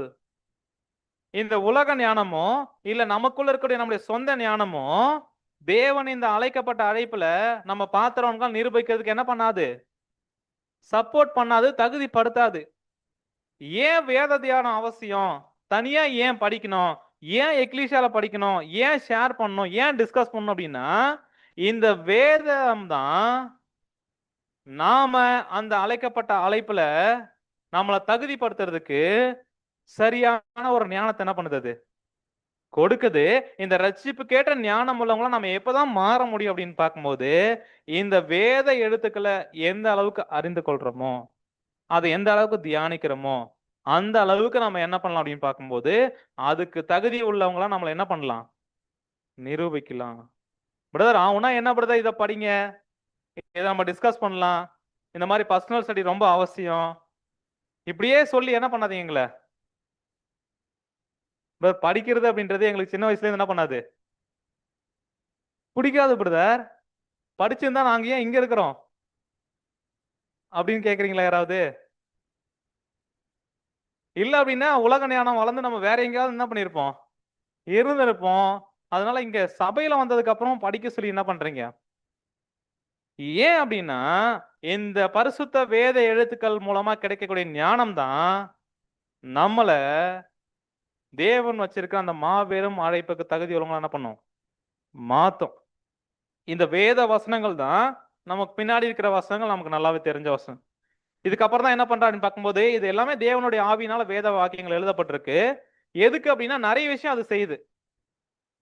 அதுல முக்கியமான விஷயம் என்ன பார்க்கும்போது, தேவனுடைய மனுஷங்கள் தேறினவங்களாகணும், குவாலிஃபை ஆகணும். அதே வகையில தகுதி உள்ளவங்கள என்ன பண்ணணும், அவங்கள நிரூபிக்கணும். இதுக்கு எல்லாத்துக்குமே என்ன அப்படின்னு பார்க்கும்போது, இந்த வேத வசனங்கள் தான் அவங்களுக்கு என்ன பண்ணுது அப்படின்னு பார்க்கும்போது, பக்கபலமாக இருந்து அவங்க என்ன பண்ணுது, உருவாக்குற விஷயமாகட்டும், வழிநடத்துற விஷயமாகட்டும், வாழக்கூடிய வாழ்க்கை எப்படின்றது எல்லாமே இதுதான் கத்துக் கொடுக்கும், வேதம், அவருடைய சத்தியம், அவருடைய வசனங்கள். சோ இதை எந்த அளவுக்கு நாம தியானிக்கிறோமோ, எந்த அளவுக்கு ஆராய்ச்சி பண்றோமோ, அந்த அளவுக்கு இந்த அழைக்கப்பட்ட அழைப்புல நம்ம உறுதியா இருக்கிறோம்ன்றத என்ன பண்ணலாம், ப்ரூவ் பண்ணலாம். அப்படியா பார்க்கும்போது வேத தியானம் அப்படின்னு சொல்லும்போது வெறும் பைபிளை மட்டுமே படிக்கணும் பிரதர், எங்களுக்கு இதெல்லாம் வேண்டாம். ஏதோ வால்யூம் சொல்றீங்க, ரீப்ரிண்ட் சொல்றீங்க, அதெல்லாம் படிச்சாதான் என்ன பண்ண முடியும், சபையாவே மாற முடியும் வேற பயம் என்ன பண்றீங்க? நீங்க சொல்ல, ஒருவேளை நீங்க சொல்லாம இருக்கலாம், வெளியில சொல்றாங்க. ஓகேங்களா? என்ன ஒரு விஷயம் அப்படின்னு பார்க்கும்போது, இந்த ஆவிக்குரிய வாழ்க்கையில நம்ம வளருவதற்காக தேவன் அநேக விஷயங்களை ஏற்படுத்தி இருக்கிறார். கரெக்டுங்களா? அது பைபிள் ரொம்ப முக்கியம். அந்த பைபிள் வசனத்தை எப்படி புரிஞ்சுக்கலாம் அப்படின்றதுக்கு நிறைய விளக்கங்களை கொடுக்கக்கூடிய புத்தகங்கள் இருக்கு. அப்பனா அதனோடையும் எந்த அளவுக்கு நம்ம தொடர்புல இருக்கிறோம்ன்றதுதான் நம்ம என்ன பண்ணோம் அப்படின்னு பார்க்கும்போது புரிஞ்சுக்கணும். அப்பனா வெறும் பைபிள் மட்டும் படிச்சா அந்த ரட்சிப்பு கேட்ட ஞானம் எனக்கு கிடைச்சிடும் அப்படின்னா நாம எங்க இருக்கும் போதே சபையா மாறி இருக்கலாம். எங்க இருக்கும் போதே ஆயிருக்கலாம். பெயர் சபை இருக்கும்போது எதுதான் படிச்சோம்? அப்ப இது மட்டுமே அப்படின்னு சொல்லும் போது இதுதான் இதை நம்ம சரியா புரிஞ்சுக்கிறதுக்கு, சரியான சத்தியம் அப்படின்ற ஒரு விஷயத்த நாம அறிந்து கொள்வதற்கு, அப்படி அறிந்து கொள்வதன் மூலமாக நிறைய பொய்யிலிருந்து, சாத்தானுடைய அந்த இருளான காரியங்கள்ல இருந்து நம்ம விடுதலை ஆகலாம் அப்படின்ற ஒரு விஷயம் அநேக வேத விளக்கங்கள் அப்படின்னு கொடுக்கக்கூடிய நம்ம வால்யூம்ஸ், அதுக்கப்புறம் நம்முடைய மூத்த சகோதரர் எழுதின அநேக வார்த்தைகள் இருக்குது. அது மாத்திரம் இல்லாம அநேக சகோதர சகோதரிய பிரயாசம், அநேக புத்தகங்கள் இங்க நம்ம எக்லீசியால கூட எங்கேயாவது வச்சிருப்பாங்க. இங்க இருக்குங்களா லைப்ரரி? அப்போ இந்த புத்தகங்கள்லாம் எதுக்காக? எதுக்காக? எக்லீசியால ஒரு லைப்ரரி இருக்கும். நம்ம வீட்டுக்கு வந்தோம் அப்படின்னா எல்லா பைபிள் ஸ்டூடெண்ட் வீட்லயும் ஷோகேஸ் ஒன்று வச்சிருப்போம். கரெக்டுங்களா? ஷோகேஸ் அப்படின்றது பைபிள் ஸ்டூடெண்ட் வீட்டில் என்ன தெரியுங்களா, ஃப்ளவர்ஸோ மற்ற டிசைனோ அதுவோ இருக்காது. என்ன இருக்கும், நிறைய புக் அடுக்கி வச்சிருப்போம். சரி, ஓகே. இப்ப என்ன ஒரு விஷயம் அப்படின்னு பார்க்கணும், நம்ம வீட்டுல இருக்கு, ஆனா அதனோட நமக்கு எந்த அளவுக்கு தொடர்பு இருக்குது? அப்போனா தொடர்பு ஒருவேளை நாம ஏற்படுத்திக்கல அப்படின்னா தேவன் நிறைய வாய்ப்பு என்ன பண்ணுவாரு, கொடுப்பாரு. ஒருவேளை நம்மளா எடுக்க படிச்ச விருப்பம் இல்லை அப்படின்னா எக்லீசியால என்ன பண்ணுவாங்க? பிரதர், இந்த டாபிக் டிஸ்கஷன் நீங்க என்ன பண்ணி ஆகணும்? பெரியன் ஸ்டடி பண்ண போறோம். நீங்க என்ன பண்ணா பாதம் கழுவுதல் புக் என்ன பண்ணணும்? படிச்சுட்டு வரணும் பிரதர். பொறாமை புக்கை படிச்சுட்டு என்ன பண்ணணும்? கோபம் புக் என்ன பண்ணணும்? படிச்சுட்டு வரணும் பிரதர். சோ என்ன பண்ணுவாங்க அப்படின்னு பார்க்கும்போது இந்த மாதிரி தேவனே என்ன பண்ணுவாரு? நாம இந்த தியானம் அப்படின்ற ஒரு விஷயம் நம்ம வாழ்க்கையில ரொம்ப முக்கியன்றதை புரிஞ்சுக்கிறதுக்கு அநேக வாய்ப்புகள் என்ன பண்றாரு? ஏற்படுத்தி கொடுக்கிறாரு. அப்படியாக நாம் ஒவ்வொருவரும் என்ன பண்ணி ஆக வேண்டியது இருக்கு அப்படின்னு பார்த்தோம்னா, இந்த அழைப்புல தேவன் வச்சிருக்க அந்த ஆசீர்வாதத்தை சுதந்திரிக்கிறதுக்கு நாம எல்லாருமே என்ன பண்ணி ஆகணும்? படிச்சாகணும். ஒருவேளை இது ரொம்ப கஷ்டம் அப்படின்னா வேற ஆப்ஷன் இல்ல. ஒருவேளை படிக்கவே தெரியாது பிரதர் எனக்கு, ஒருவேளை தமிழ் தெரியாது பிரதர், கன்னடத்துல இருக்குது. ஒருவேளை பிரதர் எனக்கு என்ன அப்படின்னு பார்க்கும்போது இங்கிலீஷ் தான் பிரதர் படிக்க தெரியும்னா, இங்கிலீஷ்ல தான் எல்லா விதமான ஒரிஜினல் சத்தியம் என்ன பண்ணுது இருக்குது. அப்பனா படிக்கிறதுக்கு எந்த விதமான அதுக்கான சோர்ஸ் இல்ல, நம்ம என்ன பண்ண முடியாது. எல்லா வகையிலையும் தேவன் என்ன பண்ணிட்டாருன்னா சத்தியத்தை ஓபன் பண்ணி நம்மளுடைய ஓன் லாங்குவேஜ்ல வர்றதுக்கு என்ன பண்ணிட்டாரு? தேவன் கிருபை செஞ்சிருக்காரு. இதுவே பெரிய விஷயம். அப்பனா நம்ம கையில இருக்கிற ஒரு விஷயத்தை நம்ம படிக்கிறதுக்கோ அதை தியானிக்கிறதுக்கோ யோசிக்கிறோம் அப்படின்னா, இந்த பரிசுத்த வேத எழுத்துக்கள் கொடுக்கக்கூடிய ஞானம் அப்படின்ற ஒரு விஷயம் இது அவசியம் அப்படின்றத நம்ம என்ன பண்ணோம்? ஒவ்வொரு புது விஷயம் உணரணும். நம்முடைய மூசகர் இன்னும் ஒரு படி மேல போயிட்டு என்ன சொல்றாருன்னா, படிக்கலாம் சார் இந்த ஒரு கட்டிங்க. கூடுகைகள் மூலமாகவும் ம் குறிப்பாக வாசிப்பதின் மூலமாகவும் அடையப்பெறும் ஆவிக்குரிய போஷாக்கின் அவசியத்தினை நாம் வலியுறுத்துகின்றோம். சகோதரர் என்ன சொல்றாங்கன்னா, இந்த ஆவிக்குரிய போஷாக் அப்படின்ற ஒரு விஷயம் ரெண்டு விதத்துல கிடைக்குது எக்லீஷியாக்கு. ஒண்ணு என்ன அப்படின்னு பார்க்கும்போது கூடுகையில கலந்துக்கிறதுனால இப்ப அதை நம்ம அடுத்த பாகமா நம்ம என்ன பண்ணலாம் பார்க்கலாம். இப்ப நம்ம என்ன பண்ண போறோம் அப்படின்னு பார்க்கும்போது குறிப்பாக வாசிப்பதன் மூலமாக அப்படின்னா என்ன அர்த்தம்? ஸ்டடி பண்றது, ரீட் பண்றது, கரெக்டுங்களா? இப்ப வாசிப்பதன் மூலமாக அடைய பெறும் ஆவிக்குரிய போஷாக்கு. அப்பனா நமக்குள்ள ஒரு பக்தி விருத்தி அடைகிறது, தேவனுடைய ஆவி நமக்குள்ள அதிகமாகிறது, இந்த அழைக்கப்பட்ட அழைப்புக்கு ஏற்ற ஒரு வாழ்க்கை வாழ்றதுக்கான வழிமுறைகள் எதன் மூலமாக நம்ம பெற்றுக்கொள்றோம் அப்படின்னு பார்க்கும்போது வாசிப்பதன் மூலமாக. அடுத்த ஒரு லைன் கொஞ்சம் நமக்கு ஷாக்கிங் கூட என்ன பண்ணலாம் கொடுக்கலாம். என்ன அர்த்தம் அப்படின்னு பார்க்கும்போது படிங்க sister, அடுத்த லைன். எவ்வளவுதான் கேட்டாலும் அது வாசிக்கிறதற்கு ஈடாகாது. எவ்வளவுதான் கேட்டாலும் அது வாசிப்பதற்கு. பிரதர் என்னுடைய ஹாபிட்டே என்ன தெரியுங்களா? இன்னொருத்தவங்க பேசுவாங்க பிரதர், நான் என்ன பண்ணுவேன்? கேட்பேன் பிரதர், கேட்பேன் பிரதர், கேட்டுக்கிட்டே இருப்பேன் பிரதர். இதுதான் பிரதர் எனக்கு பிடிச்சது. ஆனா நானா உட்காந்து படிக்கிறது அப்படின்றது எனக்கு என்ன பண்ண சுத்தமா பிடிக்காது. அதனால கேட்க வேண்டாம் அப்படின்னு என்ன பண்ணல வசனம் சொல்லல. மாறாக கேட்கறது நல்லது, அதே வகையில வாசிக்கிறது ரீட் பண்றது அப்படின்றது. இப்ப கூட நான் பேசிட்டு இருக்கேன், கரெக்டுங்களா? நீங்க எல்லாம் கேட்டுட்டு இருக்கிறீங்க. ஆனா எத்தனை பேரு எவ்வளவு நேரம் நான் பேசுறத கேட்டீங்க அப்படின்றது யாருக்கு தான் தெரியும்? அப்போ கேட்கும் போது என்ன பண்ணலாம்னா நம்மளுடைய கான்சென்ட்ரேஷன் எங்க வேணா என்ன பண்ணலாம்? வீட்டுக்கு போய் வந்திருக்கலாம், இல்ல வர வழியில ஏதாவது சம்பவம் நடந்திருக்கு அங்க போகலாம். அப்போன்னு பார்க்கும்போது நம்ம கான்சென்ட்ரேஷன் என்ன பண்ணும்? எங்க வேணா போறதுக்கான வாய்ப்பு இருக்கு. ஒருவேளை நீங்க புக் எடுத்து படிக்க ஆரம்பிச்சிட்டீங்க அப்படின்னா என்ன இருந்தாதான் படிக்க முடியும். இல்ல என்ன படிக்கிறோன்றதை புரிஞ்சுக்கணும் அப்படின்னா கான்சென்ட்ரேஷன் என்ன பண்ணாங்க ஃபுல்லா போனாதான் அது புரியும், கரெக்டுங்களா? அப்போனா படிக்கிறது மூலமாக எவ்வளவு ஆசீர்வாதம். அதான் சகோதரர் சொல்றாரு, எவ்வளவுதான் நீங்க காதால சப்ஜெக்டா கேட்டுக்கிட்டே இருந்தாலும் வாசிக்கிறது அப்படின்றது மிகப்பெரிய ஒரு தாக்கத்தை நம்முடைய வாழ்க்கையில் என்ன பண்ணும்? ஏற்படுத்தும். அடுத்து படிக்கலாம் சார். இன்னுமாக 6 தொகுதிகளை வாசிப்பதற்கு நாம் அறிவுரை கூறுகின்றோம். கொஞ்சம் காலத்திற்கு முன்னதாக ம் ஒரு தாயாரும் அவரது மகளும் தாங்கள் ஒரு நாளுக்கு 12 பக்கங்கள் வைத்து படித்தால் ம் 6 தொகுதிகளையுமே ஒரு வருடத்தில் வாசித்து விடலாம் என்று கண்டுபிடித்ததாக வாட்ச் டவருக்கு கடிதம் எழுதினதின் மூலமான ம் யோசனையை இன்று அநேகர் பின்பற்றி வருகின்றார்கள் என்று நாங்கள் மீண்டுமாக நினைப்பூட்டுகின்றோம். சகோதரர் என்ன சொல்றாருன்னா, நீங்க பேசுறதெல்லாம் கேளுங்க. ஆனா கேட்கறது அப்படின்றது வாசிக்கிறதுக்கு ஈக்குவலா என்ன பண்ணாது, ஆகாது. முக்கியமா நீங்க என்ன பண்ணுங்க அப்படின்னு பார்க்கும்போது 6 வால்யூம் என்ன பண்ணுங்க அப்படின்னு ஏன் பிரதர் சொல்றாங்க? அவர் எழுதுனதுனாலயா? ரசல் பிரதர் எழுதுனதுனால நான் எழுதின புக்கெல்லாம் நீங்க என்ன பண்ணணும் அதுக்குன்றதுக்காக சொல்றாரா? அதன் மூலமா இந்த 7ஆம் கால சபை கடைசி காலத்துல இருக்கக்கூடிய பாதாங்கங்கள் எவ்வளவு ஆசீர்வதிக்கப்பட்டிருக்காங்க அப்படின்றது கண்கூடா பார்த்துருக்காங்க.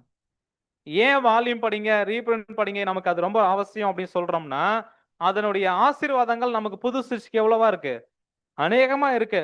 ஸோ அதே மாதிரி ஒரு சகோதரியும் அவங்க மகளும் என்ன பண்றாங்க அப்படின்னு பார்க்கும்போது 13 பக்கம் ஒரு நாளைக்கு படிச்சோம் அப்படின்னா, சாரி 12 பக்கங்களா, ஸோ இந்த 6 தொகுதியும் ஒரு வருஷத்துல படிச்சிடலாம் அப்படின்னு என்ன பண்றாங்கன்னா சொல்றாங்க. ஒருவேளை 6 வால்யூமும் ஒரு வருஷத்துல படிக்கலனாலும் என்ன பண்ணலாம், அட்லீஸ்ட் வருஷத்துக்கு ஒரு வால்யூமா என்ன பண்ணலாம். ஸோ என்ன ஒரு விஷயம் இப்ப ஏன் சொல்றோம் அப்படின்னு பார்க்கும்போது, இதுல இருக்கக்கூடிய சத்தியங்கள் நமக்குள்ள என்ன பண்ணும் அப்படின்னு பார்க்கும்போது, அந்த தேவனுடைய வல்லமைய நமக்குள்ள அதிகமாக்கும். அந்த தேவனுடைய வல்லமை நமக்குள்ள அதிகமாகுது அப்படின்னா, கண்டிப்பா நமக்கு ரொம்ப நம்ம பிரயோஜனமா இருப்போம். அதே வகையில இந்த வெளிச்சம் மத்தவங்களுக்கு என்ன பண்ணும், பிரகாசமா இருக்கும் அப்படின்ற ஒரு விஷயத்த நம்ம என்ன பண்றோம் அப்படின்னு பார்க்கும்போது பார்க்குறோம். ஸோ அப்படின்னா படிக்கிறதுக்கு டைமே இல்ல பிரதர். இப்ப பேசுற எனக்கும் தான். படிக்கிறதுக்கு டைமே இல்ல பிரதர். டைம் கிடைச்சா என்ன பண்ணுவோம், படிப்போம். டைமே இல்ல அப்படின்னு சொல்றதுக்கான அந்த அளவுக்கு ரொம்ப பிஸியா நம்ம இருக்கிறோமா? அப்படிதான் பிரதர் நம்ம வாழ்க்கை இருக்குது. வேலைக்கு போகணும், வீடு ஃபேமிலிய பார்க்கணும், நமக்கு நிறைய ரெஸ்பான்சிபிலிட்டி இருக்கு. ஸோ இதன் மத்தியில எப்படி இதுக்கும் நமக்கு நேரம் அப்படின்னா, சகோதரர் அநேக ஆலோசனை கொடுக்குறாங்க. படிப்பதற்கு நேரம் உருவாக்கி கொள்ள பல்வேறு வழிகள் உள்ளதாம். ஆனா எந்த வழி அப்படின்றத நம்ம என்ன பண்ணணும், கண்டுபிடிக்கணும். ஸோ என்ன பண்றாங்க அப்படின்னு பார்க்க, ஒருவர் தன்னுடைய அன்றாட பணிக்கு செல்லும் போது, வேலைக்கு போற அந்த டைம் இருக்குல்ல, ஜேர்னி இருக்கு இல்லையா, பஸ்ல போகும்போதோ இல்ல ட்ரெயின்ல போகும்போதோ, இந்த பிரயாணத்திலேயே 6 தொகுதியும் முடிச்ச சகோதரர்கள் இருக்கிறாங்களாம். அப்பனா அந்த படிக்கக்கூடிய ஆர்வம் அவங்களுக்கு என்ன பண்ணுது அப்படின்னு பார்க்கும்போது, எப்பப்பெல்லாம் நேரம் கிடைக்குது எல்லாத்தையும் என்ன பண்ணியிருக்கிறாங்க, பயன்படுத்தியிருக்காங்க. நேரமே இருந்தாலும், பிரதர் படிக்கவே மாட்டோம் அப்படின்ற அந்த ஒரு நிலைமை இருக்குது. நேரமே இல்லைனாலும், நேரத்தை உருவாக்கி கொண்டு அதுல படிக்கிற ஒரு விஷயம் இருக்குது. ஸோ இப்ப என்ன ஒரு விஷயம் அப்படின்னு பார்த்தோம்னா, படிக்கிறதுக்கு பல்வேறு வழிகள் என்ன பண்ணலாம் அப்படின்னு பார்க்கும்போது உருவாக்கி கொள்ளலாம். அட்லீஸ்ட் ஏதாவது ஒரு வழி என்ன பண்ணுங்க நீங்க, உருவாக்கிக்கிட்டீங்க அப்படின்னா, இந்த சத்தியங்களை அதிகமா தியானிப்பதற்கு, இந்த பரிசுத்த ஆவியினுடைய வெளிச்சமூட்டும் வல்லமை நமக்குள்ள அதிகமாகிறதுக்கு என்ன பண்ணோம் அப்படின்னு பார்க்கும்போது, விளக்கா நம்ம என்ன பண்ணோம் அப்படின்னு பார்க்கோம், வெளிச்சம் கொடுக்கிற விளக்கா நம்ம என்ன பண்ணுவோம்னா, நமக்கும் மற்றவர்களுக்கும் ஆசீர்வாதமா இருக்கும் அப்படின்ற ஒரு விஷயத்த நம்ம பார்க்கிறோம். ஸோ அப்படியே பார்க்கும்போது அன்புக்குரிய சகோதர சகோதரிகளே, இந்த ஒரு காரியம் இருக்கு இல்லைங்களா, தேவனோடான தொடர்பு, அதுல தேவனோட அவருடைய சத்தியங்கள் மீது இருக்கக்கூடிய ஆராய்ச்சி, இந்த ஒரு விஷயம் தான் ஃபர்ஸ்ட் ஸ்டெப் ஒருத்தனுடைய வாழ்க்கையில, புது சிருஷ்டிகள் அப்படின்ற நமக்குள்ள. அப்பனா நமக்குள்ள தனிப்பட்ட விதத்துல ஒரு மாற்றம் என்ன பண்ணும் அப்படின்னு பார்க்கும்போது இருக்கணும். வேதத்தை தியானிக்கிறது, தேவனோட தொடர்பில் இருக்கிறது. இப்ப நம்மளுடைய புது சிருஷ்டிக்கு நாம பிரயோஜனம் உள்ள வேலைக்காரங்களா என்ன பண்ணணும், இருக்கணும். ஆனா அநேக சூழ்நிலைகள்ல எப்படியா இருக்கு அப்படின்னு சகோதரர் சொல்றாங்க அப்படின்னு பார்த்தோம்னா, தனிப்பட்ட விதத்துல நமக்கு பிரயோஜனமாகவும் அதிகமா நம்மளுடைய ரட்சிப்பை சுதந்திரிக்கிறதுக்கும் பிரயாசங்களை எடுக்காத. அடுத்து ஸ்டெப் எங்க தேவன் நமக்கு வாய்ப்பு வைக்கிறாருன்னா, குடும்ப வாழ்க்கையில. சோ அதுக்கப்புறம் தான் 3வது ஒரு ஆப்ஷன் எங்க தேவன் கொடுக்கிறாருன்னா, இந்த வெளிச்சம் பிரகாசிப்பதற்கும் மத்தவங்களுக்கு பிரயோஜனமா இருக்கிறதுக்கும் அப்படின்னு பார்த்தோம்னா, எக்லீசியால. அப்ப யார் ஒருத்தர் எக்லீசியாவுல ஆசீர்வாதமா இருக்க முடியும் அப்படின்னா, தனிப்பட்ட விதத்துல அவர் ஒரு நல்ல புதுசியா என்ன பண்ணுவாரு? வாழ்வாரு. அடுத்து குடும்பத்துல என்ன பண்ணுவது? அவங்களுடைய கிரியைகள் என்ன பண்ணும் அப்படின்னு பார்க்கும்போது வெளிச்சமா இருக்கும். அடுத்து என்ன அப்படின்னு பார்க்கும்போது சபைக்கு. ஆனா இதுல உல்டாவா இருக்கிறதுக்கு தான் நிறைய சூழ்நிலைகள்ல வாய்ப்பு இருக்கு. தனிப்பட்ட வாழ்க்கைய பார்த்தோம் அப்படின்னா, அதுல சொல்லிக்கிற மாரி ஒண்ணும் இருக்காது. குடும்ப வாழ்க்கையில ஏதோ பரவால்ல அப்படின்ற லெவலுக்கு கூட என்ன பண்ணலாம்? இருக்கலாம். எக்லீசியால பிரதரா இல்ல சிஸ்டரா ரொம்ப நல்ல சிஸ்டர், நல்ல பிரதர், நல்லா வேலை செய்வாங்க, நல்லா ஊழியம் பண்ணுவாங்க. ஒருவேளை இப்படி மாத்தி இருக்குது அப்படின்னா, அவங்களால தொடர்ந்து முன்னேறக்கூடிய ஒரு வாழ்க்கை என்ன பண்ண முடியாது? வாழ முடியாது. அப்போ இந்த வெளிச்சம் அப்படின்றது தேவனுடைய ஆவியும் அவருடைய சத்தியமும் நமக்குள்ள அதிகப்படுத்தும்படியான விஷயங்கள் அப்படின்றது தனிப்பட்ட வாழ்க்கை முதலாவது என்ன பண்ணணும் அப்படின்னு பார்க்கும்போது மாற்றப்படணும். அதுக்கப்புறம் ஃபேமிலி என்ன பண்ணணும் அப்படின்னு பார்க்கும்போது மாற்றப்படணும். நம்ம மூலமா மத்தவங்களுக்கு பிரயோஜனம் இருக்கணும். அப்ப ஃபேமிலி அப்படின்னு சொல்லும்போது என்ன அப்படின்னு பார்க்கும்போது கணவன் மூலமா அவருடைய கடமைகள் அப்படின்ற விஷயம் இருக்கு. மனைவி மூலம் அவங்களுடைய கடமை இருக்கு. பிள்ளைகள் இருந்தாங்க நம்ம இது என்னன்னு பார்க்கும்போது இந்த விஷயத்துல யார் ஒருத்தவங்க சேஞ்சஸ கொண்டு வராங்களோ இல்ல தேவன் விரும்புற மாதிரி இருக்கோ அவங்க என்ன பண்ணுவாங்க அப்படின்னு பார்த்தோம்னா எக்லீசியால எல்லாருக்கும் ஆசீர்வாதமா இருக்கும்படியான ஒரு வாழ்க்கை. அப்பனா வெளிச்சம் என்ன பண்ணும் அப்படின்னு பார்க்கும்போது இங்க ஒருவேளை இங்க மட்டும்தான் பிரகாசிக்குது பிரதர், தனிப்பட்ட வாழ்க்கையிலும் வீட்லயும் இல்ல அப்படின்னா என்ன அர்த்தம்?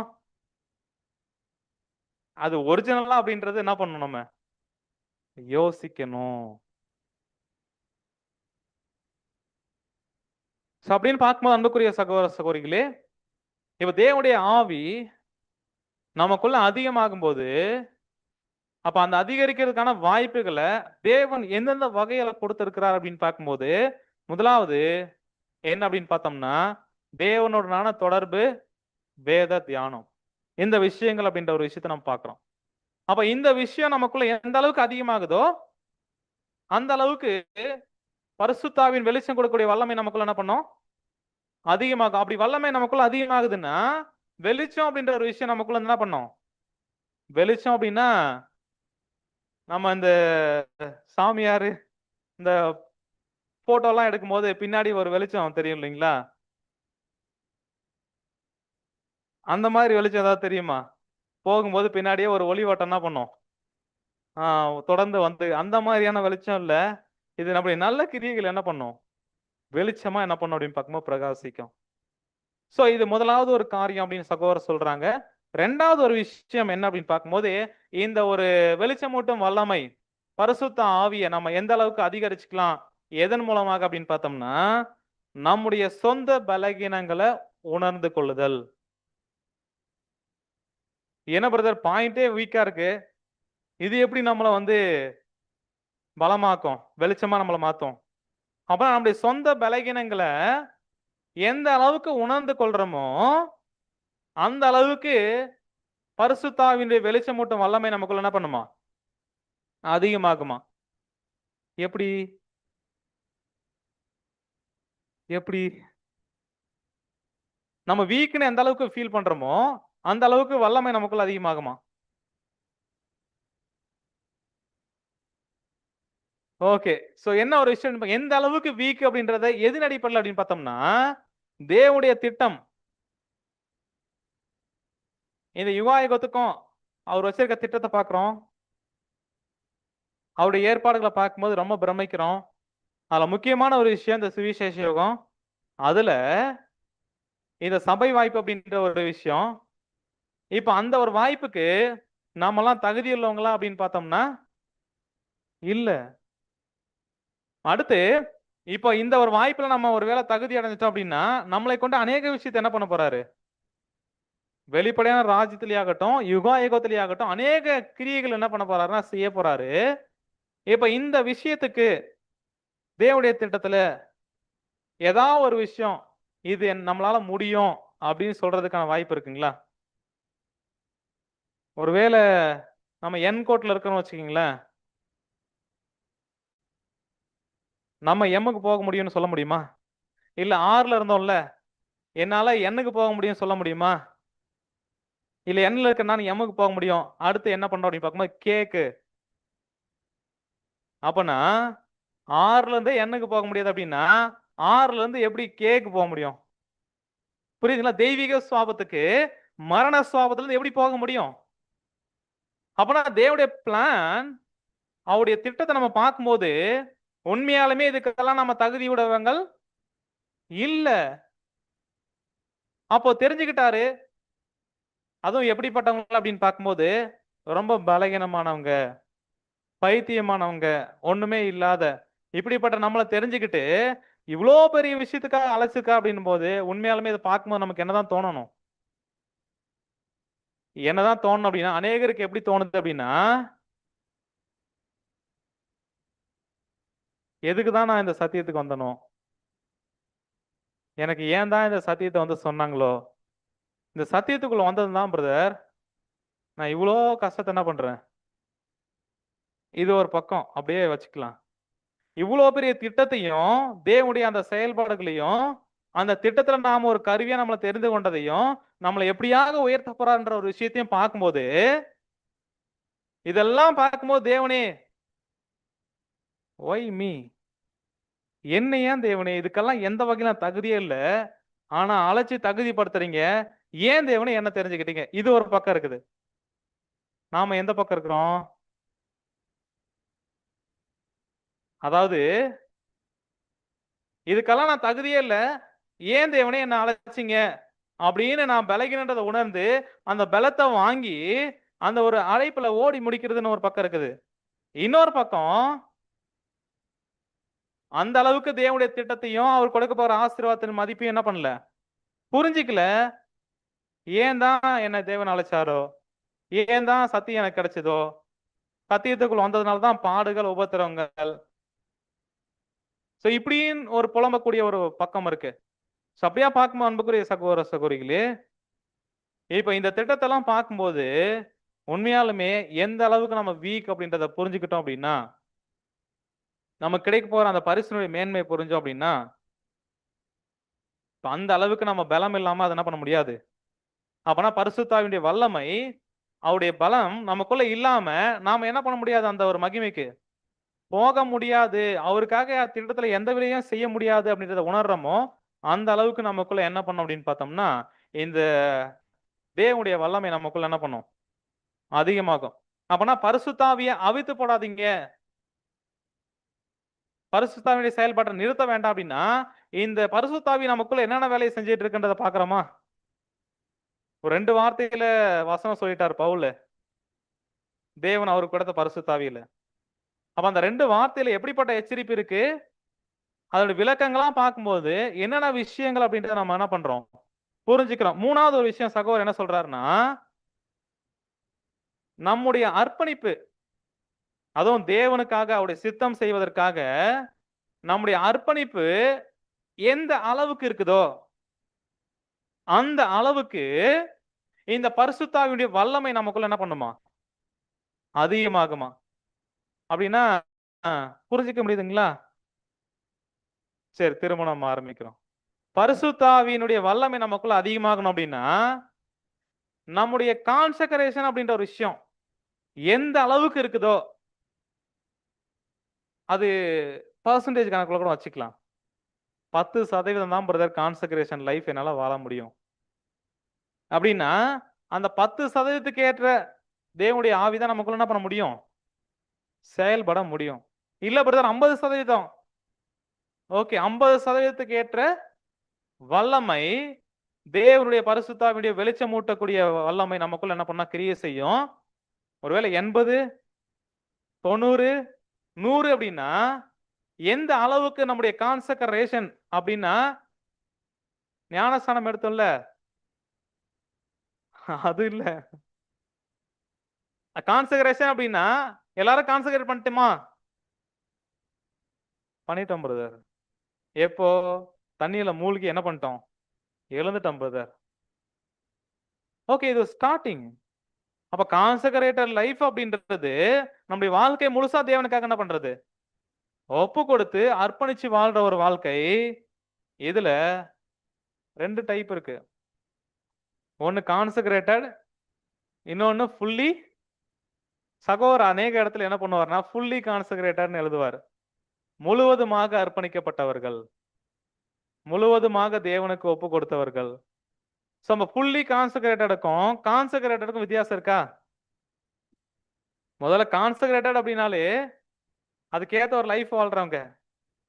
அது எந்த அளவுக்கு நம்ம அதுக்காக நம்ம ஜீவிக்கிறதுக்கு ஒப்பு கொடுக்குறோம் அப்படின்றது. ஏண்டா ஃபுல்லி கான்செக்ரேட்டட் அப்படின்னா அப்ப ஃபுல்லி கான்செக்ரேட்டடா நம்ம வாழ்றோம். அந்த அளவுக்கு தேவனுக்கான அர்ப்பணிப்பை நம்ம என்ன பண்றோம் அப்படின்னு பார்க்கும்போது அவருடைய சித்தம் நம்ம வாழ்க்கையில் நடப்பதற்கு நம்ம ஒப்பு கொடுக்குறோம் அப்படின்னா அந்த அளவுக்கு பரிசுத்தாவியினுடைய வல்லமை நமக்குள்ள என்ன பண்ணும்? அதிகமாகும். சோ அப்படின்ற ஒரு விஷயத்தை நம்ம பார்க்கிறோம். சோ அப்படியா பார்க்கும்போது அன்புக்குரிய சகோதர சகோதரிகளே, அப்ப கான்செக்ரேட்டட் அப்படின்னா அதுக்கேற்ற ஒரு தேவனுடைய பலம் கிடைக்கும். ஃபுல்லி கான்செக்ரேட்டட்னா அதுக்கேற்ற வல்லமை நமக்குள்ள என்ன பண்ணும்?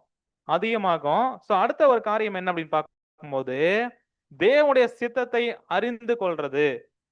அதே வகையில அறிந்து கொள்வது மட்டுமல்ல, அது என்னுடைய வாழ்க்கையில எப்படியாக நிறைவேற்ற போகிறேன் அப்படின்ற அந்த ஒரு வைராக்கியம், அந்த வைராக்கியம் அப்படின்ற ஒரு விஷயம் இருக்கு இல்லைங்களா? இது எந்த அளவுக்கு ஒரு புது சிருஷ்டிக்குள்ள இருக்கோ அந்த அளவுக்கு பரிசுத்தாவி அதிகமாகுமா? இந்த வைராக்கியம் அப்படின்ற ஒரு விஷயம் எந்த அளவுக்கு நமக்குள்ள அதிகமாகுதோ, அந்த ஜீல் இருக்குல்ல, அந்த ஜீல் எந்த அளவுக்கு அதிகமாகுதோ தேவ சித்தம் செய்வதற்கு, தேவ சித்தை அறிந்து கொள்வதற்கு, அந்த அளவுக்கு தேவனுடைய ஆவி நமக்குள்ள என்ன பண்ணுமா? அதிகமாகும். அப்பனா இயேசு கிறிஸ்துவுக்கு தேவன் ஹோலி ஸ்பிரிட்ட லிமிட்டே இல்லாம லிமிட்லெஸ்ஸா கொடுத்தாரு. ஏன் ஏன் அப்படின்னா இப்ப பாக்குற விஷயம் பார்த்து எல்லாம் இருக்கு விஷயங்களா, இதுல எல்லாத்துலயுமே லிமிட்டே இல்லாம என்ன பண்ணாரு? செஞ்சாரு, வாழ்ந்தாரு. அப்படியா பார்க்கும்போது இந்த வைராக்கியம் அப்படின்ற ஒரு உதாரணம் நம்ம ஏற்கனவே பாடங்களை கேட்டிருக்கலாம். இந்த பாவ நிவாரண பலியில காளை பலி, அது யாரு? Jesus Christ. அடுத்து வெள்ளாடு, சீட்டு விழுந்த வெள்ளாடு யார் அப்படின்னு பார்க்கும்போது சபை. இப்ப இதுலயே இந்த காளை பலி அப்படின்ற ஒரு விஷயம் எவ்வளவு நாள் ஆச்சு காளை பலியாகிறதுக்கு? காளை பலியாகி 2000 வருஷம் ஆக போகுது. காளை பலி எவ்வளவு நாள்ல நிறைவேறுச்சு நிஜத்துல? 3.5 years, கரெக்டுங்களா? 3.5 years காளை பலியா என்ன பண்ணிருச்சு? முழுசா ஆகி ஃபுல்லா எரிஞ்சிருச்சு. அடுத்து வெள்ளாடு இருக்குல்ல, வெள்ளாட்டினுடைய பலி எவ்வளவு நாளா எரிஞ்சிட்டு இருக்கு? அது எரியுது பிரதர், பல நூற்றாண்டுகள். அது செஞ்சுரியும் ஆகி கிட்டத்தட்ட 2000 years என்ன பண்ணிருச்சு? ஆகிக்கிட்டே இருக்கு. இன்னும் என்ன பண்ணுது? திடீர்னு பார்த்தா எரியுது, அப்புறம் பார்த்தா அணைஞ்சிருது, அப்புறம் பார்த்தா திடீர்னு பார்த்தா புகை வந்துட்டு இருக்குது, அப்புறம் சுத்தமா ஆஃப் ஆயிடுது பிரதர். என்னன்னு பார்த்தா இப்படி என்ன ஒரு விஷயம் அப்படின்னு பார்க்கும்போது ஏன் இந்த மாதிரி டிஃபரன்ஸ் அப்படின்னு பார்த்தோம்னா, இந்த காளைக்குள்ள நிறைய கொழுப்பு, இந்த ஃபேட் நிறைய இருக்கிறதுனால அந்த பலி என்னாச்சு? அதுதான் இங்க என்ன பார்க்கிறோம் அப்படின்னு பார்க்க வைராக்கியம். தேவ சித்தத்தை அறிந்து கொள்றதையும் அது நம்முடைய வாழ்க்கையில நிறைவேற்றுறதுக்கு எந்த அளவுக்கு ஜீலா இருக்கிறோம், வைராக்கியம் இருக்குதோ அந்த அளவுக்கு பலி நல்லா என்ன பண்ணும்? எரியும். அப்படின்னா தேவனுடைய ஆவி என்ன பண்ணுவார்? அதிகமா கொடுத்து நல்லா எரியும். எரிஞ்சு என்ன பண்ணுவோம்? வெளிச்சமா என்ன பண்ணும் அப்படின்னு பார்க்கும்போது தேவன் மகிமைப்படுத்துற அளவுக்கு நமக்குள்ள என்ன பண்ணும்? கிரியைகள் நடக்கும் அப்படின்ற ஒரு விஷயத்த பாக்குறோம். அப்படியா பார்க்கும்போது ஆட்டுக்கு கொழுப்பு காளை விட கம்மிதான். அப்படின்னா வைராக்கியம் பிரதர், வைராக்கியமா பிரதர் யாருக்கு கம்மின்னு சொன்னீங்க? எக்லீசியால யாராவது சோத்திரம் மட்டும் சொல்லாம போகட்டும் எனக்கு, இல்ல யாராவது முகத்தை மட்டும் கொஞ்சம் சுளிக்கட்டும் என்ன பார்த்து, இல்ல யாராவது சண்டை போடட்டும், அப்புறம் பாருங்க போது எனக்குள்ள இருக்கிற ஜீலு வைராக்கியம் அவங்க முகத்திலேயே முடிக்க மாட்டேன் பிரதர் எப்பயுமே. இந்த வைராக்கியத்தை பத்தி என்ன பண்ணல வசனம், இல்ல தேவன் பேசல. இது தேவனுக்காக அவருடைய சித்தம் தெரிந்து கொள்வதற்காக, அந்த சித்தம் நம்முடைய வாழ்க்கையில நிறைவேற்றி முடிக்கணும் அப்படின்ற அந்த வைராக்கியம். ஸோ இது எந்த அளவுக்கு நமக்குள்ள அதிகமாகுதோ அந்த அளவுக்கு என்ன பண்ணும், தேவனுடைய வல்லமை நமக்குள்ள என்ன பண்ணும் அப்படின்னு பார்த்தோம்னா அதிகமாகும் அப்படின்ற ஒரு விஷயத்த என்ன பண்றோம் பார்க்குறோம். அப்படியா பார்க்கும்போது இன்னொரு காரியம் சகோதரர் என்ன சொல்றார் அப்படின்னு பார்த்தோம்னா, முதல்ல வாசிக்கிறது அப்படின்ற ஒரு விஷயம். அடுத்து சபை கூடுகையின் மூலமாக இந்த ஆவியை நம்ம என்ன பண்ணலாம், அதிகமாக்கிக்கலாம். அப்படின்னா இந்த ஃபேமிலி ஆஃப் காட். இப்போ இது வரைக்கும் என்னென்ன பார்த்துருக்குறோம், நீ பாடத்தை கேட்டீங்களா இல்லையான்றத இடையில இடையில என்ன பண்ணலாம், ஒரு செக் பண்ணிக்கலாம். இல்லை அப்படின்னா டயர்ட் ஆயிடுவீங்க. கரெக்டுங்களா? ஸோ அப்போனா பரிசுத்த ஆவி நமக்குள்ள அதிகமாகணும்னா என்னென்னலாம் பண்ணணும், தேவனோட நெருங்கி, அப்போனா ஜெபம், வேத தியானம் அப்படின்ற ஒரு விஷயம். ஓகே, அப்புறம் சொந்த பலகீனத்தை எந்த அளவுக்கு உணர்றோமோ அந்த அளவுக்கு தேவனுடைய பலம் நமக்குள்ள அதிகமாகும். அப்புறம் நம்முடைய அர்ப்பணிப்பு எந்த அளவுக்கு இருக்குதோ அந்த அளவுக்கு என்ன பண்ணும், தேவனுடைய வல்லமை நமக்குள்ள அதிகமாகும். கடைசியா பார்த்தது என்ன அப்படின்னு பார்க்கும்போது வைராகியன்ற ஒரு விஷயம், ஜீல் எந்த அளவுக்கு நமக்குள்ள இருக்கோ அந்த அளவுக்கு தேவனுடைய வல்லமை நமக்குள்ள என்ன பண்ணும், அதிகமாகும். அந்த அளவுக்கு நம்ம வெளிச்சம் என்ன பண்ண முடியும், கொடுக்க முடியும். அடுத்து ஒரு அருமையான ஏற்பாடை தேவன் பண்ணியிருக்கிறார். நம்ம வெளிச்சம் அதிகமா பெற்றுக்கொள்றதுக்கும் இந்த வெளிச்சம் மூட்டக்கூடிய வல்லமை நமக்குள்ள அதிகமாக நாம வெளிச்சமா என்ன பண்ணுவோம், மாறுற ஒரு விஷயமும் தேவன் எங்க வச்சிருக்கிறார் அப்படின்னு பார்த்தோம்னா படிக்கலாம் சார். கிறிஸ்துவுக்குள்ளான புதிய சிருஷ்டிகள் தங்கள் ஒளியை தக்க வைத்துக் கொள்வதற்கும் அதை பிரகாசிக்க செய்வதற்கும் தேவன் பண்ணின பல்வேறு ஏற்பாடுகளில் ஒன்று சபை கூடி வருதல் ஆகும். என்னம்மா, புதிய சிருஷ்டிகள் பெற்றுக்கொண்ட ஒளி, இந்த சத்திய ஒளியும் தேவனுடைய ஆவியும் தக்க வைத்துக் கொள்வதற்கு அது இன்னும் அதிகமா பிரகாசிக்கிற ஒரு கிரியில் என்ன பண்ணவங்க ஈடுபடணும். அப்படி ஈடுபடணுன்றதுக்காக தேவன் பண்ணின பல ஏற்பாடு இருக்கு. அதுல முக்கியமான ஏற்பாடு என்ன அப்படின்னு பார்க்கும்போது சபை கூடி வருதல். அப்ப அந்த எக்லீசியா ஞாயிற்றுக்கிழமை கூடுறோம் இல்ல வீக் டேஸ்ல கூடுறோம் அப்படின்னா ஏதோ மீட்டிங் நடத்தணும் இல்ல ஆராதனை நடத்தணும் அப்படின்னு நோக்கம் இல்ல. மாறாக இதன் மூலமாக தான் ஆவிக்குரிய ஆசீர்வாதங்கள் நமக்கு என்ன பண்ணுது, கடந்து வருது. சோ அப்படியா பார்க்கும்போது இந்த ஏற்பாடு அடுத்த சிஸ்டர்.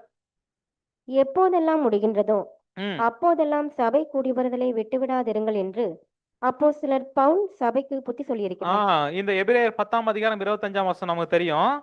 சபை கூடி வருதலை சிலர் விட்டு விடுகிறது போல. அப்படின்னா அவங்க என்ன பண்ணுவாங்க, விட்டு விட்டு வருவாங்க. கரெக்டுங்களா? ஒரு வாரம் வருவாங்க, அடுத்த வாரம் என்ன பண்ணுவாங்க, பிரதர் இந்த வேலை இருந்தது அந்த வேலை இருந்ததுன்னு என்ன பண்ணுவாங்க அப்படின்னு பார்க்கும்போது, ஒருவேளை வீக் டேஸ்ல மீட்டிங் நடக்குது பிரதர், வேலை நிமித்தமா என்ன பண்ணிட்டேன் வர முடியல. அதெல்லாம் தேவன் என்ன பண்ணுவாருன்னா நம்முடைய வாஞ்சையை பார்த்துட்டு வரலனாலும் என்ன பண்ணுவாரு, வந்ததுதான் டிக் போட்டுக்குவாரு. ஆனா சண்டேஸ்ல ஒருத்தவங்க வந்து ஒரு வேலை பிரதர் இந்த மாதிரி எனக்கு இந்த வேலை அந்த வேலை அப்படின்னா தேவன் ஒரு வேலை அந்த காரணத்தை ஏத்துக்கிட்டு இயேசு கிறிஸ்து அதுக்கு வந்து ஆமா தேவனே என்ன பண்ணுங்க வாய்ப்பு கொடுங்க போயிட்டு வரட்டும் அப்படின்னு பரிந்து பேசினாரா என்ன பண்ணலாம், நியாயமான காரணம். தலை வலிக்கிற மாதிரி இருந்தது பிரதர், காய்ச்சல் லைட்டா வர மாதிரி இருந்தது பிரதர், மாதிரி தான் எல்லாமே ஒரிஜினல். சோ அதுக்கெல்லாம் லீவ் போடுறோம் அப்படின்னா அப்பனா இந்த ஏற்பாடு தேவன் ஏன் பண்ணி வச்சிருக்கிறார், சும்மா வந்துட்டு போறதுக்கு அப்படின்ற ஒரு நோக்கத்துக்காக இல்ல. மாறாக இந்த ஏற்பாடு ஏன் அப்படின்னா இங்க இருந்தா ஆசீர்வாதம் என்ன பண்ணுது, நாம வளர்வதற்கு ஏதுவான எல்லா விதமான தேவை என்ன பண்ணுதுன்னா சந்திக்கப்படுது அப்படின்ற ஒரு விஷயத்த நம்ம பாக்குறோம். படிக்கலாம் சார். சகோதர ஐக்கியத்திற்கான வாய்ப்புகள் இருந்தும் அதை உணராமல் காணப்படுபவர்கள் பரிதாபத்திற்குரியவர்கள் ஆவார்கள். பரிதாபத்துக்கு உரியவர்கள் யாரு, நம்மள சொல்லல. ஓகேங்களா? யாரு அவங்க அப்படின்னு பார்த்தோம்னா சகோதர ஐக்கியப்படுவதற்கான வாய்ப்புகள் இருந்தோம் அதை பெருசா என்ன பண்ண மாட்டாங்க, ஃபீல் பண்ண மாட்டாங்க. இல்ல அது ரொம்ப முக்கியம் நமக்கு, இல்ல அதனுடைய தேவை இருக்கு அப்படின்னு யார் ஒருத்தவங்க உணராம இருக்கிறாங்களோ அவங்க யாரா பரிதாபத்துக்குரியவங்கன்னா, ஐயோ பாவமா சரி, ஓகே. சோ என்ன அப்படின்னு பார்க்கும்போது ஒருவேளை அந்த ஒரு ஃபீலிங் இல்ல அப்படின்னா இந்த அர்ப்பணிக்கப்பட்ட புதிய சிருஷ்டியோட நிலைமை என்னன்றத சகோதரர் என்ன பண்றாரு பேசுறாங்க. அடுத்து படிக்கலாம் சிஸ்டர். மேலும் ம் திருப்திகரமற்ற நிலையிலும் இவர்கள் காணப்படுவார்கள். என்ன அப்படின்னு பார்த்தோம்னா அவங்களுக்கு திருப்தி அப்படின்ற ஒரு விஷயம். ஒருவேளை இந்த ஐக்கியத்தை ஏன் அவங்க மிஸ் பண்றாங்க அப்படின்னா உலகமும் அவங்களுடைய சுய ஆசைகளும். என்னதான் உலகத்தை நம்பி போனாலும் இல்ல சுயத்தினுடைய விருப்பத்தை நிறைவேற்ற போனாலும் கடைசியா அவங்களுடைய வாழ்க்கையினுடைய முடிவு என்னவா இருக்கும் தெரியுங்களா? அந்த டேனுடைய எண்டுல ஒரு எம்டி தான் இருக்கும்.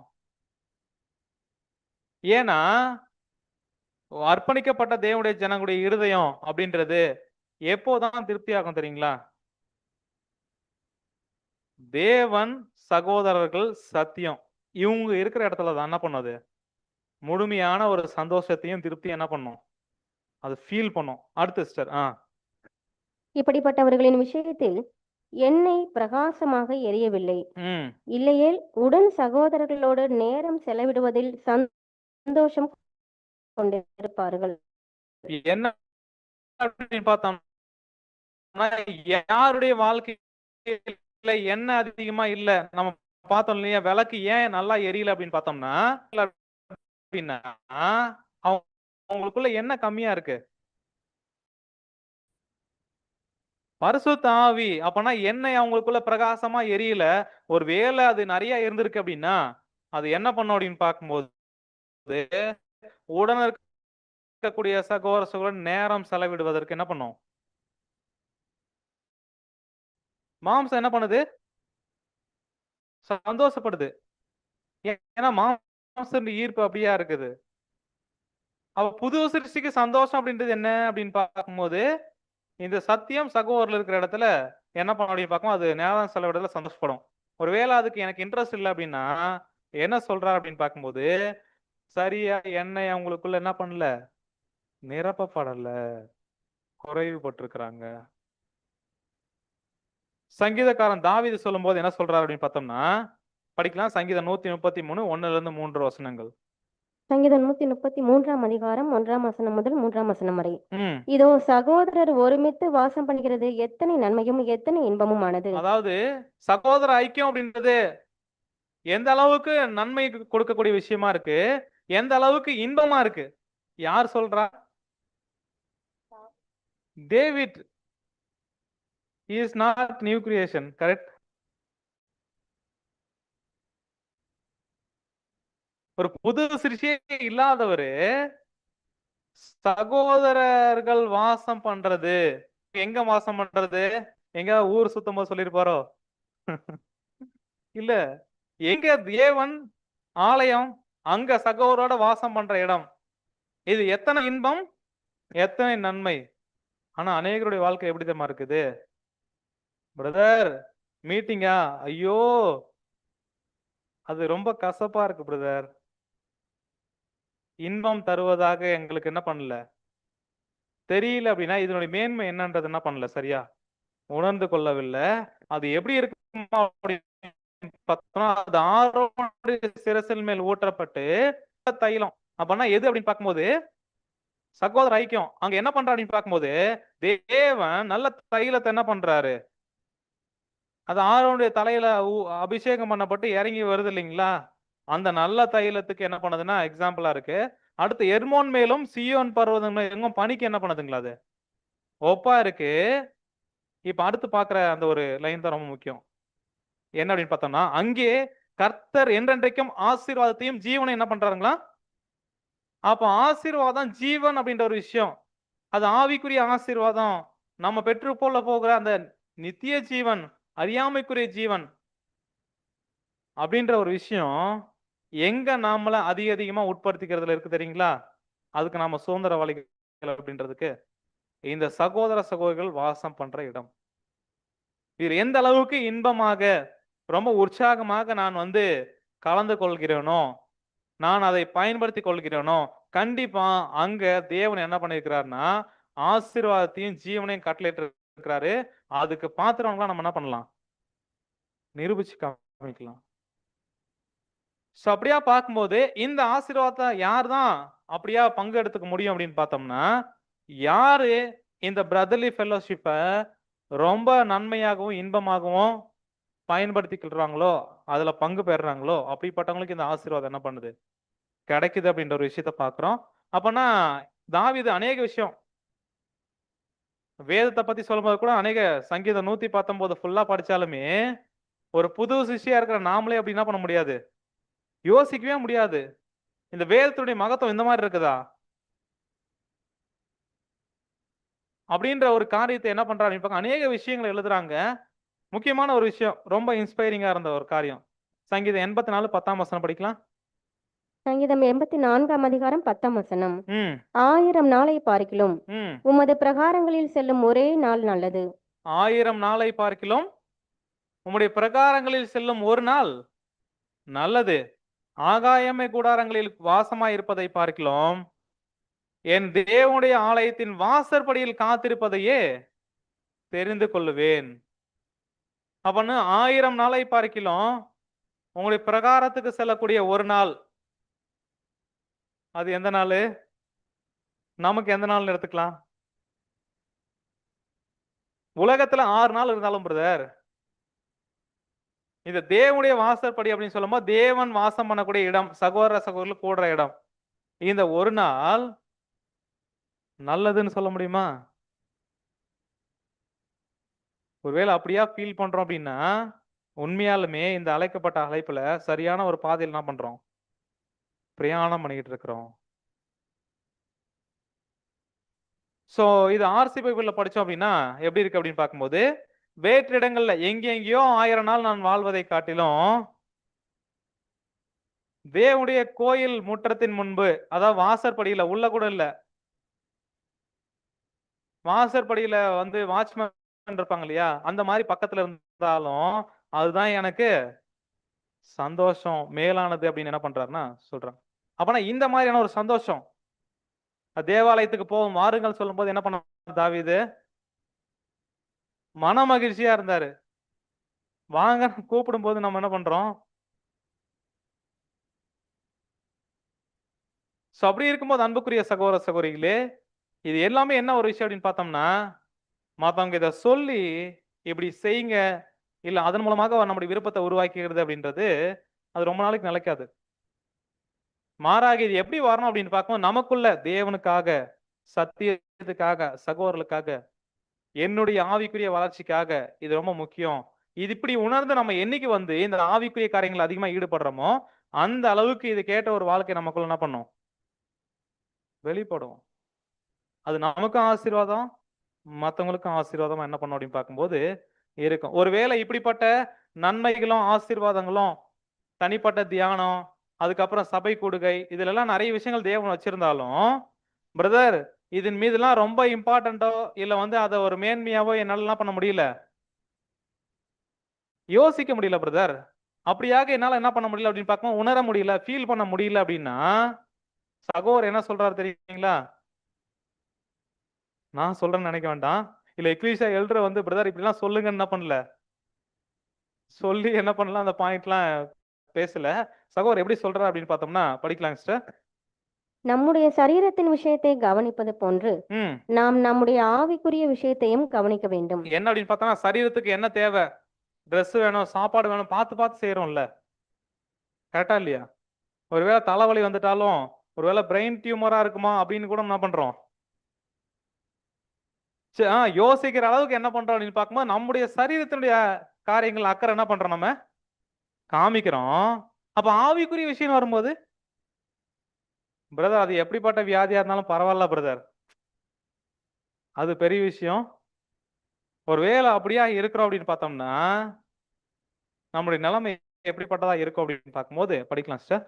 நாம் சரியாக உணவு உட்கொள்ள முடியவில்லை எனில் ம் நமக்கு உடல்நிலை சரியில்லை என கருதுவது போல ம் சபை கூடுகைக்கு நாம் போகாமல் இருந்தால் ம் நம்முடைய ஆவிக்குரிய ஆரோக்கியம் குறைவுபட்டிருக்கின்றது என நாம் அறிந்து கொள்ள வேண்டும். என்ன அப்படின்னு பார்த்தோம்னா, நம்ம சரியா சரியா சாப்பாடு இறங்கல, பசிக்கல அப்படின்னா என்ன அர்த்தம்? ஏதோ ஒரு பிரச்சனை என்ன பண்ணிருக்கு, நமக்கு வந்து இருக்கு, அதனாலதான் என்ன பண்ணல, பசிக்கல, சாப்பிட முடியல. இது நம்ம ஈஸியா கண்டுபிடிச்சிருவோம். ஆனா ஆவிக்குரிய சாப்பாடு சாப்பிடுறதுக்கு, ஆவிக்குரிய ஆசீர்வாதங்கள் நம்ம பெற்றுக்கொள்றதுக்கு ஒருவேளை ஆர்வம் இல்லாம, விருப்பம் இல்லாம இருக்கிறோம் அப்படின்னா, நம்ம தெளிவா புரிஞ்சுக்கலாம் என்ன அப்படின்னு பார்க்கும்போது, ஆவிக்குரிய ஆரோக்கியம், ஸ்பிரிச்சுவல் அப்படின்ற விஷயத்துல நாம ரொம்ப வீக்கா இருக்கிறோம். ஸ்பிரிச்சுவல் டிசீஸ் என்ன பண்ணிருக்கு நமக்கு வந்திருக்குது. அதனாலதான் நமக்கு என்ன பண்ணல, நமக்கு அப்படின்னா என்னையும் சேர்த்து சொல்றேன், உங்களுக்கும் சொன்னா கஷ்டமாயிடும். நமக்கு இந்த ஆவிக்குரிய ஆகாரத்து மீது அதிகமா என்ன பண்ணல, ரொம்ப இன்ட்ரெஸ்ட் ஸ்பிரிச்சுவல் திங்ஸ் மேல என்ன பண்ணல அப்படின்னு பார்க்கும்போது நமக்கு இல்ல.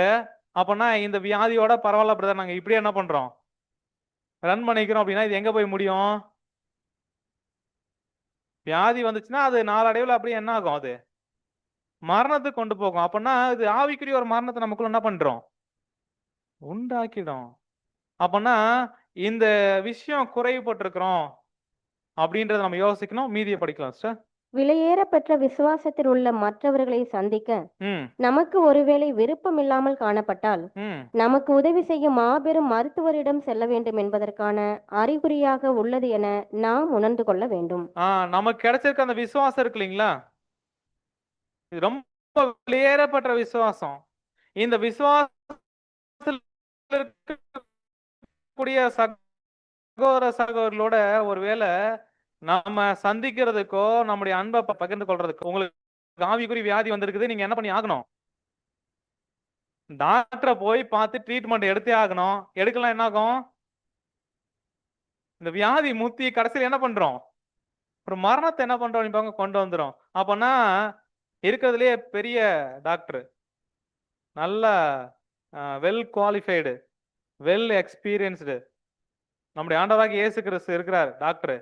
அவர்கிட்ட நீங்க போயிட்டீங்க அப்படின்னா அவர் என்ன பண்ணுவாரு, இந்த வியாதிக்கு தான் ட்ரீட்மெண்ட் என்ன பண்ணுவாரு சொல்லி இந்த ஆவிக்குரிய வியாதி நம்ம கிட்ட இருந்து என்ன பண்றாரு, எடுத்து போறதுக்கு ஹெல்ப் பண்ணுவாரு.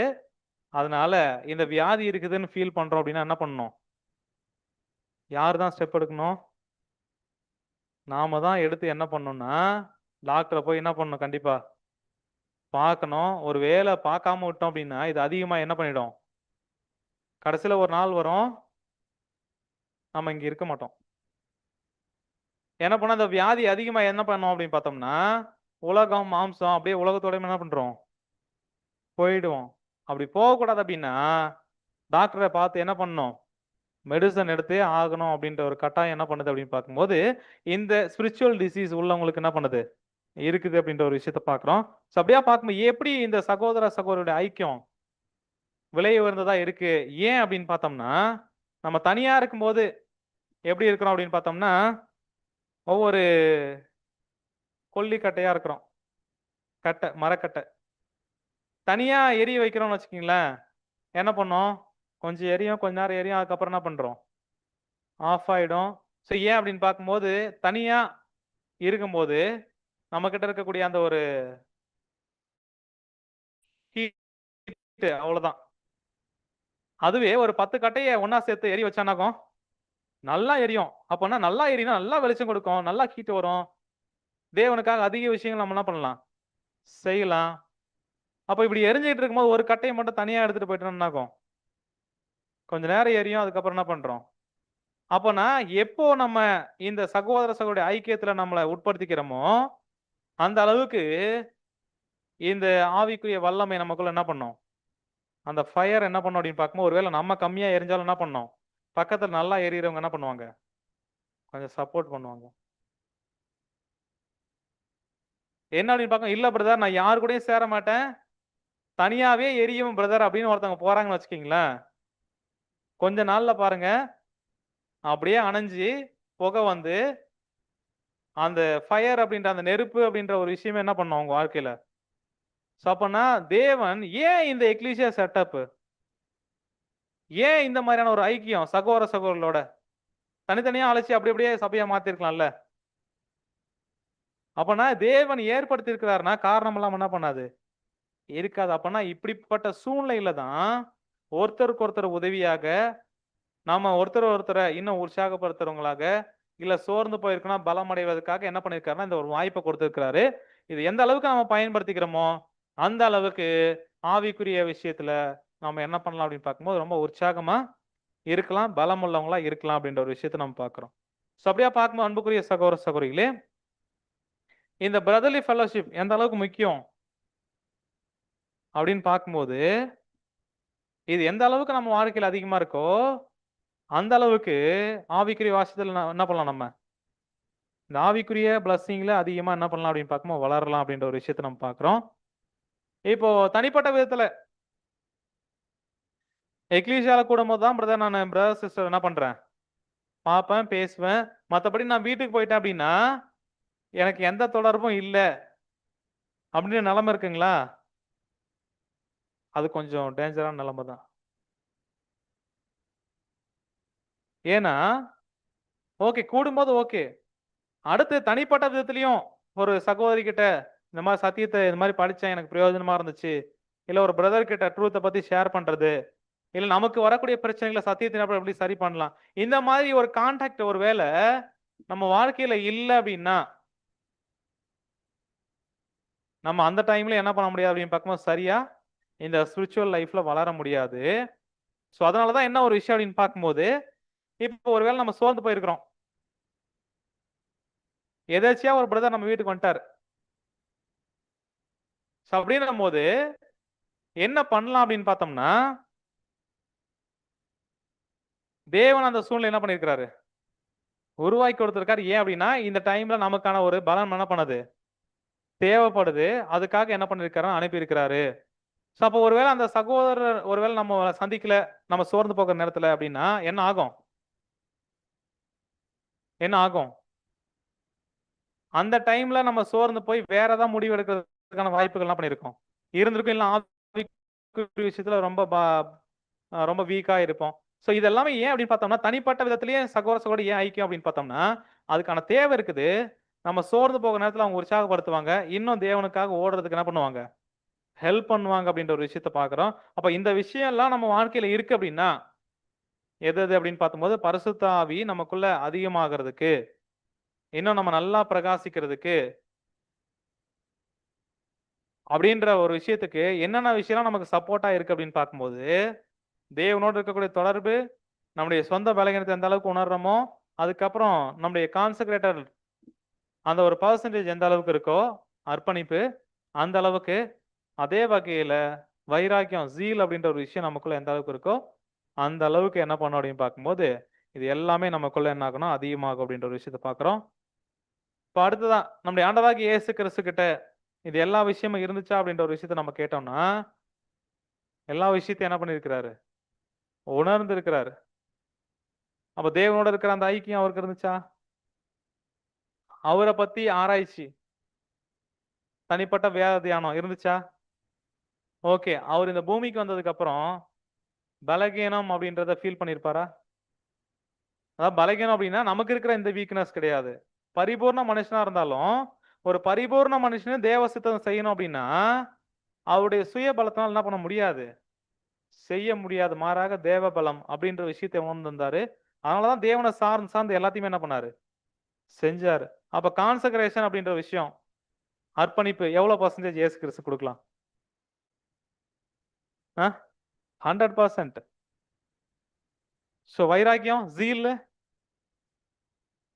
அப்போ ஏன் அவரால மட்டும் இந்த அளவுக்கு பிரகாசிக்க முடிஞ்சது? ஏன் அவருக்கு மட்டும் அளவில்லாம தேவன் கொடுத்திருக்கணும் ஹோலி ஸ்பிரிட்ட? அப்பனா அப்ப தேவன் அவ்வளவு கொடுக்கணும் அப்படின்னா அதுக்கு தகுதியுள்ள நபரா என்ன பண்ணணும், இருக்கணும். சோ ஒருவேளை இது நம்ம வாழ்க்கையில இல்லாம போச்சு அப்படின்னா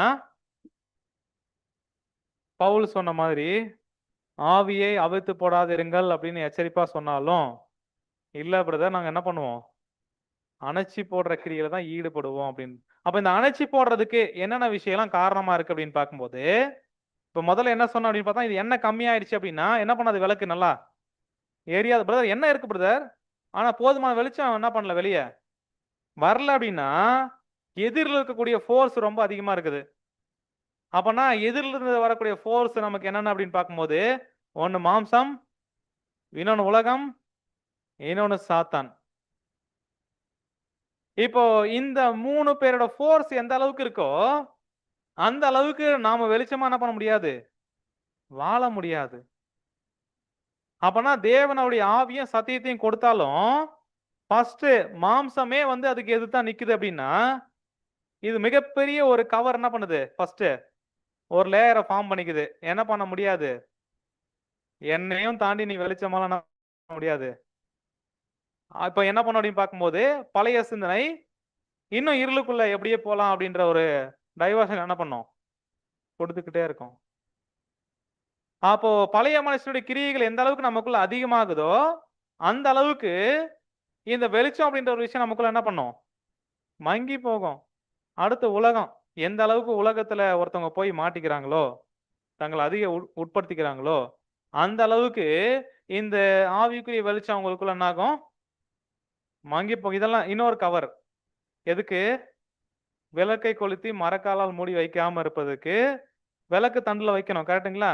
அப்பதான் வெளிச்சம் எல்லாரும் கொடுக்க முடியும். மாம்சத்தினுடைய விருப்பத்துக்கும் உலகத்தினுடைய ஆசைக்கும் ஒருத்தவங்க ஒப்பு கொடுக்கறாங்க அப்படின்னா அவங்களால வெளிச்சமா பிரகாசிக்க முடியுமா? அப்பனா இதெல்லாம் என்ன அப்படின்னு பார்க்க வெளியில இருந்து வரக்கூடிய ஃபோர்ஸ். சோ இது ரெண்டையும் தாண்டி மூணாவதா ஒருத்தர்.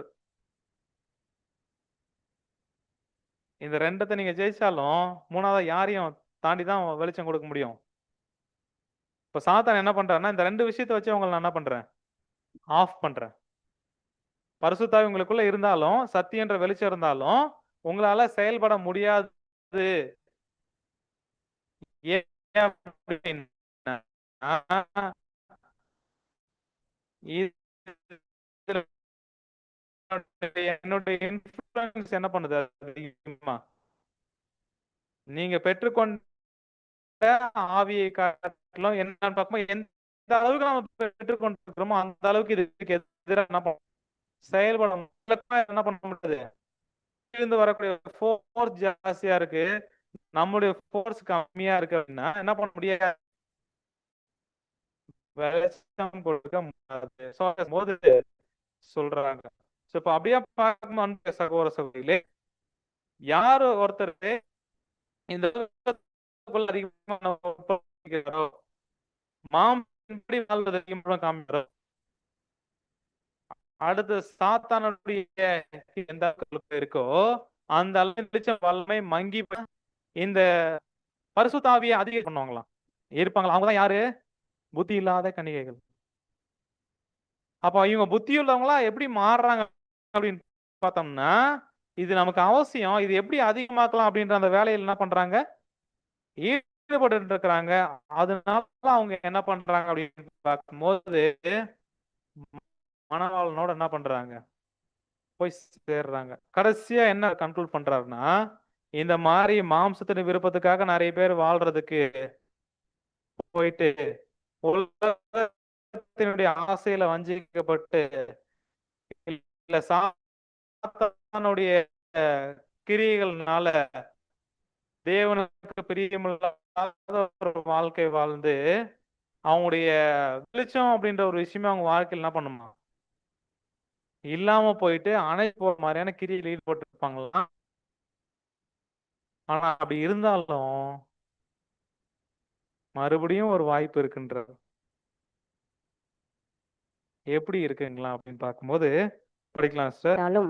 மீண்டும் பற்றி எரியவிடப்படலாம். மெழுகுதிரி அணைக்கும் வரையும் அது மீண்டுமாக காற்றினால் எப்படி இப்போ சரி, இப்ப என்ன அப்படின்னு பார்த்தோம்னா ஒருவேளை நம்ம ஒரு மெழுகா எரிஞ்சுக்கிட்டு இருக்கிறோம், கொஞ்சம் நெருப்பு மட்டும் ஒட்டிக்கிட்டு இருக்கு, புகை வந்துட்டு இருக்கு. இந்த மாதிரியான லைஃப் நமக்குள்ள இருக்குன்னு வச்சுக்கீங்களேன், வெளிச்சமா இல்லாத ஒரு வாழ்க்கை. ஒருவேளை மீண்டுமா அந்த மெழுகு எரியறதுக்கான வாய்ப்பை நம்ம பார்த்திருப்போம். திடீர்னு அணைஞ்சு போன மாதிரி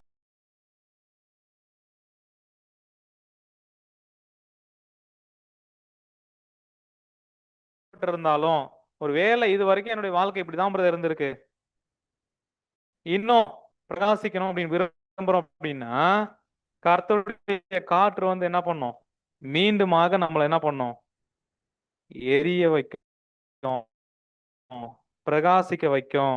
கடைசியா பாஸ்டர். ம், ம், ம், வெளிச்சத்தை அணைக்கும் சில விஷயங்கள் ம், நம்முடைய ஜீவியத்தில் காணப்படலாம். ம், ம். ஆனாலும் முற்றிலுமாக இருப்பதில்லை. இந்த எச்சரிப்புக்கேற்ற இந்த வசனம் இருக்குல்ல, ஆதார வசனம் தலை ஆவியை அணைத்து போடாதுங்க. போட்டியில் ஈடுபட்டு ஒரு வேலை ஆஃப் ஆகிற நிலைமை இருந்தாலும் நம்முடைய ஆவி வாழ்க்கை மீண்டுமாக எரிந்து பிரகாசிக்கிற வாய்ப்பு இருக்கு. படிக்கலாம் சிஸ்டர். கர்த்தருடைய காற்று அதை மிகமாக எரிய செய்கின்றது. ஆ. அதற்காக மிகுந்த வைராக்கியம் சிலர் நம்பிக்கையும் வைராக்கியத்தையும் எடுத்துக்கொள்ளும். ம், ம், அவர் மீண்டும் வைராக்கியம் கொண்டு அதை நாம் பார்த்திருக்கிறோம். என்ன அப்படின்னு பார்க்கும்போது தேவனுக்கான ஒரு அன்பை அது பார்த்தீங்கன்னா நல்ல ஓட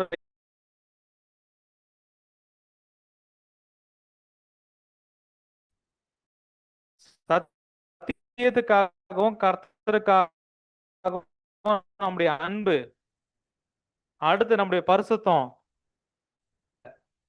அது கேட்ட மாதிரி நம்மளும் வளருவதற்கு ஒருவேளை நமக்குள்ள இருக்கக்கூடிய அந்த ஒரு வெளிச்சம் மங்க செய்யற மாதிரியான கிரியைகளை எதுலயும் நீங்க என்ன பண்ண வேண்டாம். ஏதுவா ஒரு வேலை கிரியைகள் இருக்கு அப்படின்னா அது எல்லாத்தையும் என்ன பண்ணுங்க, சரி செய்து கொள்ளுங்க. அப்படி அனுமதிக்காதபடிக்கு ஆவியை அவிழ்த்து போடாம நம்மளை காத்து கொள்றதுன்றது ரொம்ப அவசியமா இருக்கு. அதுக்காக விழிப்பு என்ன பண்ணுங்க, இருங்க அப்படின்னு என்ன பண்றாங்க சகோதரர் முடிக்கிறாரு, நம்மள என்ன பண்ணிட்டோம் முடிக்கிறோம். அப்படின்னா இந்த ஆவியை அவிழ்த்து போடாதீர்கள் அப்படின்ற அந்த 2 வார்த்தை ஒரு வசனம். இப்ப இந்த மனப்பாடமா கூட நம்ம என்ன பண்ணலாம் சொல்லலாம். அப்படின்னா அந்த வசனம் மனப்பாடம் இல்ல, எப்பதான் நமக்கு இதெல்லாம் புரிய வருது, அதனுடைய விளக்கங்களை பார்த்து நமக்கு என்ன பண்ணுது. அப்பனா ஏன் வால்யூம் பண்ணீங்க அப்படின்னா வசனம் நமக்கு, ஆனா உள்ள சத்தியம் வெளியே வரணும் அப்படின்னா அந்த சத்தியத்தை வெளியே கொண்டு வரதுக்கு தேவை பயன்படுத்திக்கிறார்.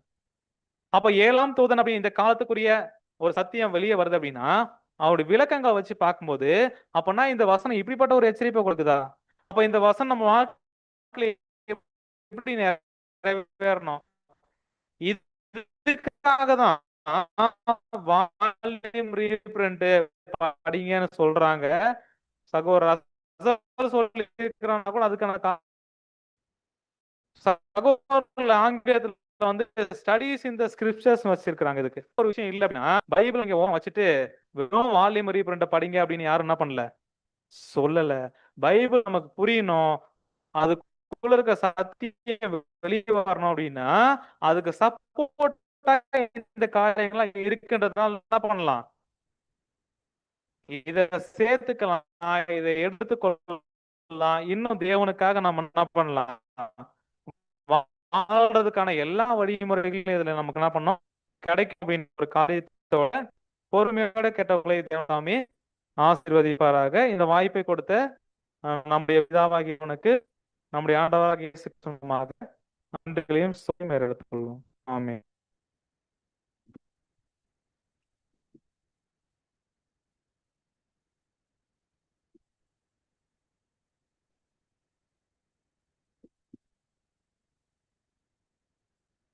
பிரியமான சகோதர சகோதரிகளே,